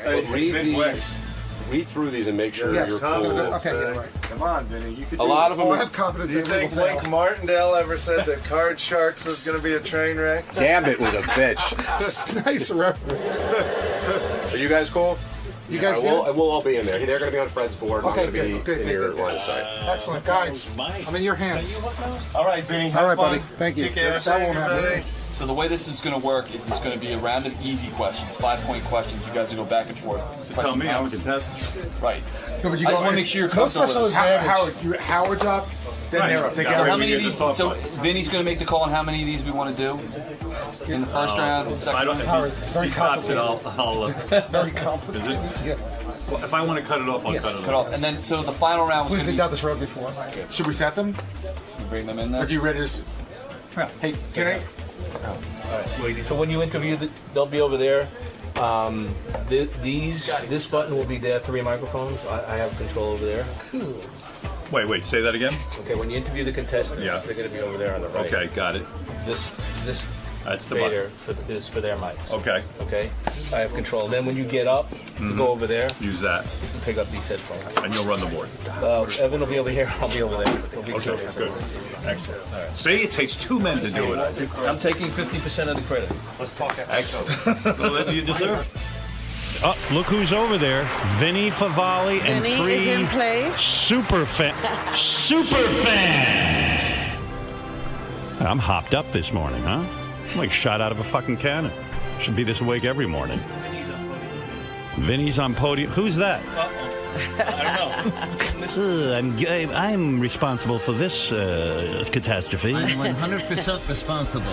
Now get ready for a Evan compliment had later, nothing to Scott. do with it. First of all, Vinny Favale used to work with us closely at CBS. He was good enough to come over. He had to rip himself away from the David Letterman show, where he is executive vice president, late night, East Coast. Not executive vice. What are you? Just regular vice president. And you look good. You've lost. How much weight have you lost in total since we worked with you? I would say between 50 and 60. Yeah, you look fantastic. Thank you. You're like Wanna go out? half a person. Yeah, people say my head is too big, though. Your head was always large. But how do you lose weight in your head? Like, people still can't. find ways to criticize me. I've lost like 60 pounds, but your head's too big. I asked Vinny to host Superfan trivia because whenever Vinny hosts anything for us, people love to complain and say Vinny sucks and they hate him. Let me tell you something. I could tell you I'm going to suck right now. I'm so confused already. You have your questions. You don't let these guys look at their questions. What's the matter with you? I hope he's Doug, you're not gonna show them, shielding right? the You're questions. retarded. Now, Vinny will be the host because obviously I am one of the contestants. You're a contestant. Fred, Gary, and myself will team up against 3 players. We have some super fans here. Our first super fan is Jimmy W. Jimmy, how are you? Good. How you doing? Very good. And That looks like a lineup, Howard. I know. That looks like double trouble. Triple trouble. Jimmy has listened to the Howard Stern Show every day since 1996. You haven't missed a show? No. Unbelievable. Yeah, if I missed one, I'd hear it on tape or something. All right. Jimmy. Howard Stern Superfan. Oh, they had an intro. Stern Super. Thank you. We're not playing the game yet. I'm just talking to the guys. Once we go to the I'm game. anxious. All right. Vinny's going to need all the help he can get, so you'll need music and sound effects. You're not kidding. Are you really nervous about this? I'm not nervous. I'm nervous about actually all the information that I was just given before. Who wrote the questions for Superfan Trivia? Well, apparently I did. I wrote some, I just thought I was coming in to host, and then they're like, we need questions. Oh, you mean, when did they get to you about this? Well, to host about like a week ago, and Right. then questions like 4 days ago. Jesus Christ. But they're actually very, very hard. I'd be surprised if you got any. right. I guarantee I won't get any of them. I don't know anything about this. hard? But what I guarantee Jim W. will kick my ass in any Howard Stern trivia. What's even harder is the format of the game, which we'll get into when we start playing. Very complicated. Jim, are you unemployed? That 1996? I mean, you've been listening to every show. Do you tape them or something? Because you have to go to work. Yeah, I can listen at work. I see. I mean, sometimes I'm a day late, on my ass 50 because we don't get good reception where I work. But Jim works in the auto industry. Jim's been dating his girlfriend for 7 years. Jim had a vasectomy when he was 23 years old. Really? Yeah. Why would you do that? Did you had kids young? yeah, I had 3 kids and was snipped by the time I was 23. And I then- knew everything. And then it says you got divorced a year later. Yeah. And now you have a new girlfriend. What if she's going to want kids? Do you have to get it reversed? They got in there once, man. I don't think they're getting back in. I see. It didn't, when they shot me with the, whatever the painkiller is, it kind of didn't go all the way to the other side, so I felt it. You felt it? Yeah, so they're not getting, that fucked me up for a long time, man. They ain't getting You're back not letting them back at you. Yeah, I mean, I don't know. Do I need any more kids? All right, you know? Jim, no, you don't. You don't. Jim is 33 years old and he lives in Wayne, Michigan. Okay. Yeah. Joe, you're a super fan as well. Is that correct? Most certainly. Hi, Joe. Joe's listened to the show every day since 1988.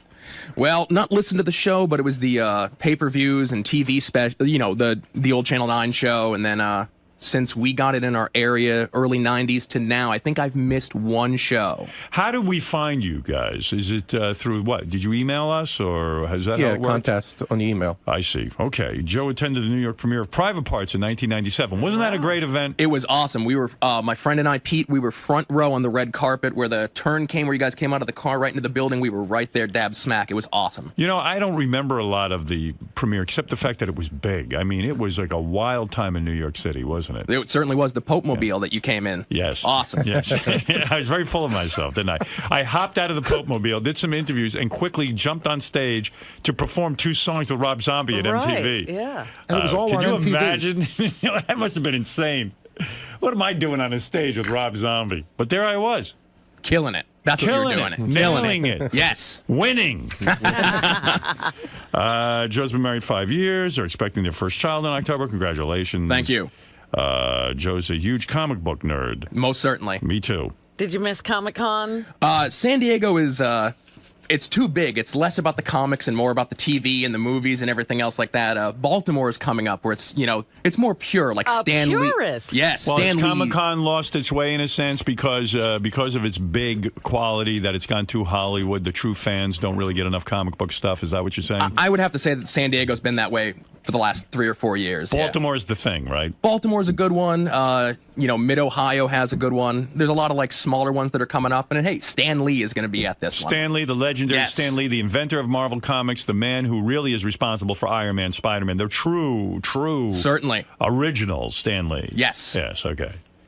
Do you dress up? No. Thank God. I'd throw you right out of here. I'd throw myself out. Right. I might go with you to the Baltimore one. I'm going as Spider-Man. But if you did dress up, Yeah. what would you be? What? I said if he did dress up, what would he be? What is your favorite comic book hero? Well, if I was to dress up, I'd go as Darth Nihilus. Yes. But Darth Nihilus. No, I would go as Captain Cold from the Flash comic books. Very nice. Peter, you are our third contestant. I'm getting away from Joe. Peter, I can't get away from him, Howard. You've listened to the show every day since 1982. 82. Now, you know all you guys together are going to depend on one another to win this thing. If you beat us, you know that thanks to our good friends at Bud Light, you're playing for that Port Paradise cruise, and you're playing for $2,500 each. So they're playing as a team. They're playing it. Well, yeah. They can't are. help each other. Well, they're playing as a team, but when they're answering the questions, they But can't their help. scores are combined. At the end. That's but right. they can't help each other. That's right. Okay. All right. So you know you get your work cut out for you, but that's a hell of a nice price. $2,500 a piece. I thought great. it was $2,500 for the And three you had of to fight over it. Yeah. But you're talking about a very sizable prize here. Yeah. And a cruise. What would you do with the money, Peter, if you win? My wife's 40th birthday's coming up, so I'll get her something nice with the winnings. Get her one of those Birkin bags or some shit? Well, I don't know about that, Howard. That's a little too crazy. A lot of steep money there. Pete's listened to the show since 1982. Pete's favorite person on the show is, guess who, Robin? Who? Fred. Of course. Why Fred? I don't feel he does that much. I don't know. I just when Fred's ready to I talk to the hit, whole time. I know, but when Fred's ready with the sound effects, it just I think it and you know it's there. I don't he see hits how it. I can be your favorite person on the Well, show. come on. I mean, You know I really what? am. everybody He's says like- everybody says you. I see. He's like when, we were growing up and there were Beatle cards and Right. everybody was collecting Paul and John. And then you meet some assholes into Ringo. Yeah, that's what he is. That's George. I can't be a Ringo. Fred's not Jackie's Ringo. Ringo. No, Fred is the back. You would describe Fred, I suppose, as the backbone of the show. Is that correct? Yeah, definitely. I Yep. would too. My back is killing me. Let's see what else. You got your wife's birthday. You've been married 13 years. You got an 8-year-old daughter. Yes, I do. And you're 40 years old and you live in Chesterfield, New Jersey. That's Okay, right, Pete, yep. that's good. All right, listen to me. I wish you boys luck. I am now going to take positions with Fred and Gary. You will compete against us in the Ultimate Superfan fan room. Howard Stern Superfan. Stern Superfan. Howard Stern Superfan. Howard Stern Superfan. I don't hear myself. There you are. Oh, there I am. Okay, there we go. Superfan. I don't hear Robin. Boys, another fine setup. There she is. Okay. We can tell that Scott might be responsible for this sound. All right. How much are you responsible? Oh, he says now he's only 10% responsible. No, I was holding the door. All right. Remember, the boys over there are playing for $2,500 apiece if they beat myself, Gary, and Fred. I'm going to turn it over to Vinny Favali, who all fans hate, and we'll be discussing with his performance today. Go ahead, Vinny. Okay, you guys ready to play? Yeah. Ready, let's go. Okay, now, actually, I have one technical question. How do I tell who buzzed in first? There's no buzzer. I know, but everybody You don't need a buzzer. We're going one at a time. Holy no. Here's how it works. This is the way No, seriously. Vinny, Gary, tell him how it works. Okay. What kind of show is this? We went over it. We could flip a coin, but in How this many case, times did you go over it? We're not Can I even tell you what I know? Vinny, I blame stop. you, Gary. Stop. There's chaos already. Vinny, stop. Throw Vinny out of here. The fans will go first. Jim W. is up for the first question. Yes. Okay.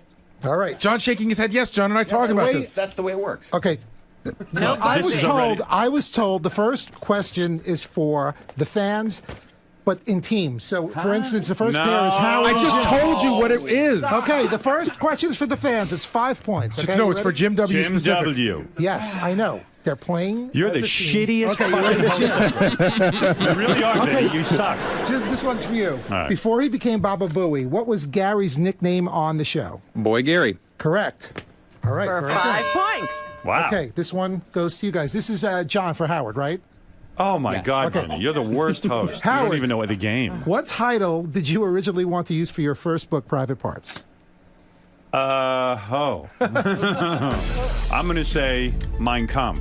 Very good. Thank you. Correct. Now you have 5 points. Okay, back That's to the right, fans. Robin. Okay, All right. Joe, you ready? Yes. What By the cable- way, Vinny, don't ask everyone if they're ready. They're fucking ready. They've been ready for hours. They came to We've do this. This guy's established that got they're up at ready. 2 in the morning. They're ready. What cable network did Son of a Beach air on? FX. Correct. Very good. Okay, this next question. These are 5-pointers. That's why they're so easy. Okay, for the Stern team. Now, this is an audio question, so please wait till the audio plays. Before This is you for answer. me, It's for right? Gary, Okay. right? No. You ready, Gary? Okay. Who is the foul-mouthed baseball owner that Billy West is screeching? Oh, it was just my imagination there. I'm seeing black ghosts. Oh, God. So all I want to say is good luck, Howard. Let me rub some dead dog hair on you. That is March shot. Very good. Correct. The legendary Billy West. Back to the fans. Who was the DJ who preceded Howard's morning show for many years and was nicknamed the Nightbird? And that goes for Peter. Peter. Allison Steele. Correct. Wow. That's right. Everybody's spot on. What You are almost choked there. I almost. That was an easy one. I know. Okay, back to the Stern Show. Nightbird, And fly, Fred. Yes, sir. come fly with me. Fly away, fly all of New York and the tri-state area. Fly with the Nightbird, Allison Steele. All right, go ahead. Ben. Okay, Fred, this one was for you. Who was banned from the show after punching Stuttering John? That would be A.J. Benza. Correct. Correct, Freddie. All right, they've been 100% so far, so the score is tied. Tied all around. 15-15. Back to the fans. We start back at the top. Jim, you ready? Yes. Stop saying you're ready. It's a nervous tick, okay? Just say, Jim, here's your question. All right, you don't Vinny. even have to say that. Just Are say, you ready? Jim, and read the question. Still 5-point questions we're on here, We're Vinny? still on Okay. 5 points, okay? Just tell him what. Don't look over my shoulder, Howard. Right. Jim, F. Timmy refers to what type of animal that Jackie owned? A cat. Very good. Wow. Very good. Okay, Howard, back Yes. to you. Yes. What was Robin's score on Dr. Drew's narcissism test? Oh, shit. 34. Yeah. Correct. Oh! Remember that. Joe, for 5 points, what was the name of Riley Martin's original co-host? Ooh, that's a good That's a one. toughie. If he knows this, he's good. I know Eron's the current one. That's correct. I'm going to go with Eron. I know. Is that your answer? Yes. Wrong, sorry. Curtis Cooperman. Wait, I was supposed to get that one. No, she's supposed to come back to me. I had the answer. Oh, when he gets right. going, it comes to me. You're right. You're right. Well, that's good. They lost. God, well, I know, but I had it. They lost, and I would have got it. Yeah, why didn't you say, Gary, you get your turn? You I fucking just got the suck, rules Vinny. 2 minutes before I got in here. The fans are correct. This is the last time you're host. There was no pre-meeting. Why didn't you say, all right, Joe, you got that wrong. Let's go to Gary if he can steal. I forgot. Curtis Kuberman. You will get the next one in place of Gary's Okay, on. Gary, this is an audio question, so please wait. He keeps getting audio questions. What was Sal apologizing for when he said these infamous words? Hi, this is Sal Governale. Oh, just that's it? That's it. Any more? What was he apologizing for? He was apologizing for saying that white women shouldn't date black men. Correct. Wow, I wouldn't have gotten that. Wow. Oh, come on. Would you have gotten that, Fred? Not Honestly, from that. me neither. Not from that length of clip. Back to the fans. I wouldn't have gotten Okay, this one is for Peter. What are the official station call letters of DC 101? WWDC. Very good. Correct. I could have stolen. Amazing. That's right. I knew Fred. Yes, sir. What Van Halen song is on the Private Parts soundtrack? Oh, man. Running with the Devil. Wrong. Fred is the weak How link. dare you? I couldn't get that either. Peter, this is your shot. Shh. You already got me. Oh, Jim. Jim, this is your Suck, shot. Vinny. I'm gonna take a shot in the dark. Is it you really got me? Nope, wrong. Can I get another Wait, chance? I go now. I go, right? Yes, let's let Howard do it. Are we going back? Repeat, Yes, the, yes. repeat the fucking question. Okay. What Van Halen song is on the Private Parts soundtrack? You put together this soundtrack. You really got me. No. Oh, did Fred say that? No.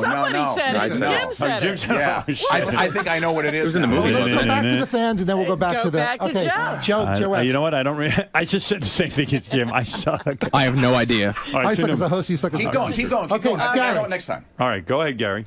Oh no, it's not Gary. I just Yes, went. it is. It's no, this no, guy, we're right? Back and Gary forth. now. Okay, go ahead. But still the same question. I got it. Jamie's crying? Correct. That's it. You were eventually Well, correct. now you know. I knew that.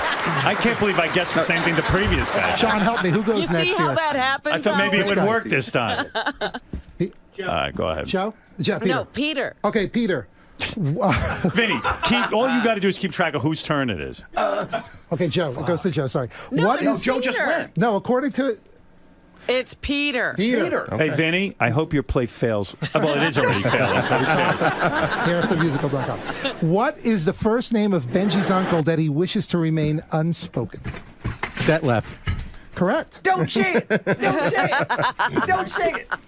Back here. What is the score, by the way? We now have some The discrepancy score in the is score. it's a tie. 30 for the fans, 30 for the staff. All right, go ahead. But I think it was his Okay. grandfather. Okay, that actually. Okay, there's the Is that last. the end of here's the the last five-pound- question of the first round. You ready? Let's goes to Fred.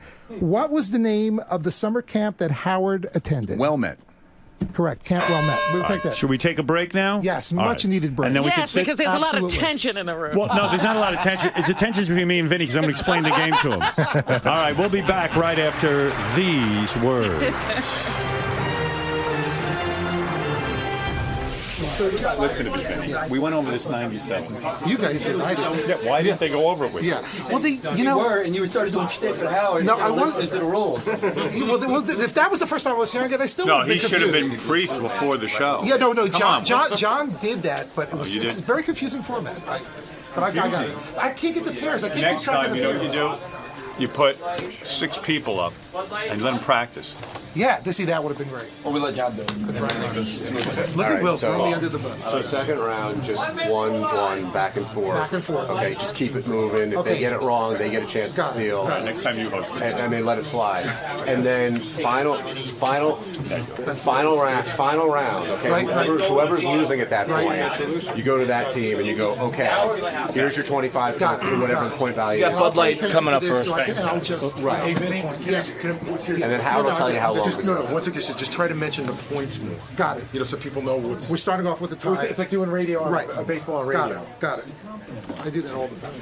We go back to our confused host, who, by the way, did not end his confusion during the commercials. I barely paid attention to him. He talked about his incredible weight loss as opposed to the contest, and now let's go back to Vinny Okay, Fabali. now the fans, just if you keep it track at home, the fans are down by 5 points. So, guys, you got to pull it together here. You ready? Fuck Here you, we go. fans. We're winning. Hey, you guys don't want them not to win the $2,500. Hey-o. We're very competitive. We're playing to win. Okay, Jim, here we go. Point value on these questions? Point value is now up to 10 points. Yeah. Okay, you guys got a shot here. You guys lose, you have to lick our assholes. Who? But we're not gay. Who were the original members of the Losers? I need the names of all the losers. This one's for Jim. Okay, Scott Salem, Howard Stern, Fred Norris, Jackie Martling, John Melendez. Correct. Very good. Good answer. Okay. I couldn't have done that. I forgot about Jackie completely. Although I and quibble John with Melendez. John was barely a part of it. He was part of it, be honest. Okay, go Fred, ahead. You they're just ahead don't of you like now. This is an audio question. Wait for the answer. Uncle. What was Jackie Martling apologizing for when he said this? Wait for the audio. It was stupid, and I'll never do anything like that again. And I love you, and I'm very sorry. And I'm very sincere. And don't please don't like that. I know this. Of course. Do you want the long answer or the short The one? short answer. short answer. The shortest I'm not answer trying to bring a shot possible. down. He was I just wanna apologizing. apologize. He said the Jessica Hahn incident is when he was in the bathtub in Philly. I can't believe that was You part played of the the tape. answer. That was them. They cut the tape. I Who just read cut the question. tape? What fucking morons. You can't Thank fit that on goodness tape. Fred was talking What over happened, that Johnny? part. We cut the tape. That was me. That was my fault. I'll take responsibility. Well, he had the answer anyway, so. Okay, Or here we if go. you want, Come on. in all And, fairness, you and want basically, he took his underwear and threw it in the backyard, and I guess you discovered all That's the too much mayhem. information. Forget All it. right, There you ahead. go. Okay. Just proving I know. This one is going to Joe. Okay, Joe? What sportcaster uttered the words, "lest anyone think," during the OJ prank? That was Al Michaels. Correct. Very nice. All right, very good. I'm the The worst. fans are up. I don't even know if I could have remembered his name. Fans are up 50 to 45. I'm actually nervous. Go ahead. Howard, it's your turn. Gary, this one's... No, it's for Howard. It's for me, for Howard, Vinny. sorry, And Vinny, sorry. stop showing the answers to Jim What- W. What? It's the way they set me up. They put me right on top of you guys. Yeah, I know, it's stupid. Howard, what line of yours inspired Kid Rock to use it in one of his songs? It was a line that you said many years ago. Balls in your mouth. Correct. Yes. Hey-oh.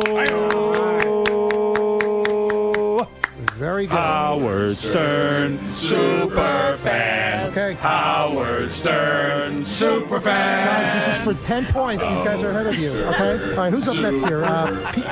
Peter. Okay, Pete. What writer from the Channel 9 show became a reality show mega producer? He was on the Channel 9 show. Mark Cronin. Correct. Correct. Sold his And the- company for millions of dollars to Endemol. And the fans pull ahead. No one thought he'd be successful. And it's Gary's turn. Okay, thank you, Robin. I appreciate that. Both, I'll get it up. Don't Gary, worry. it's on you. At Howard's 1997 birthday show, who was called in while laying in a coffin? Who called in while laying in a coffin?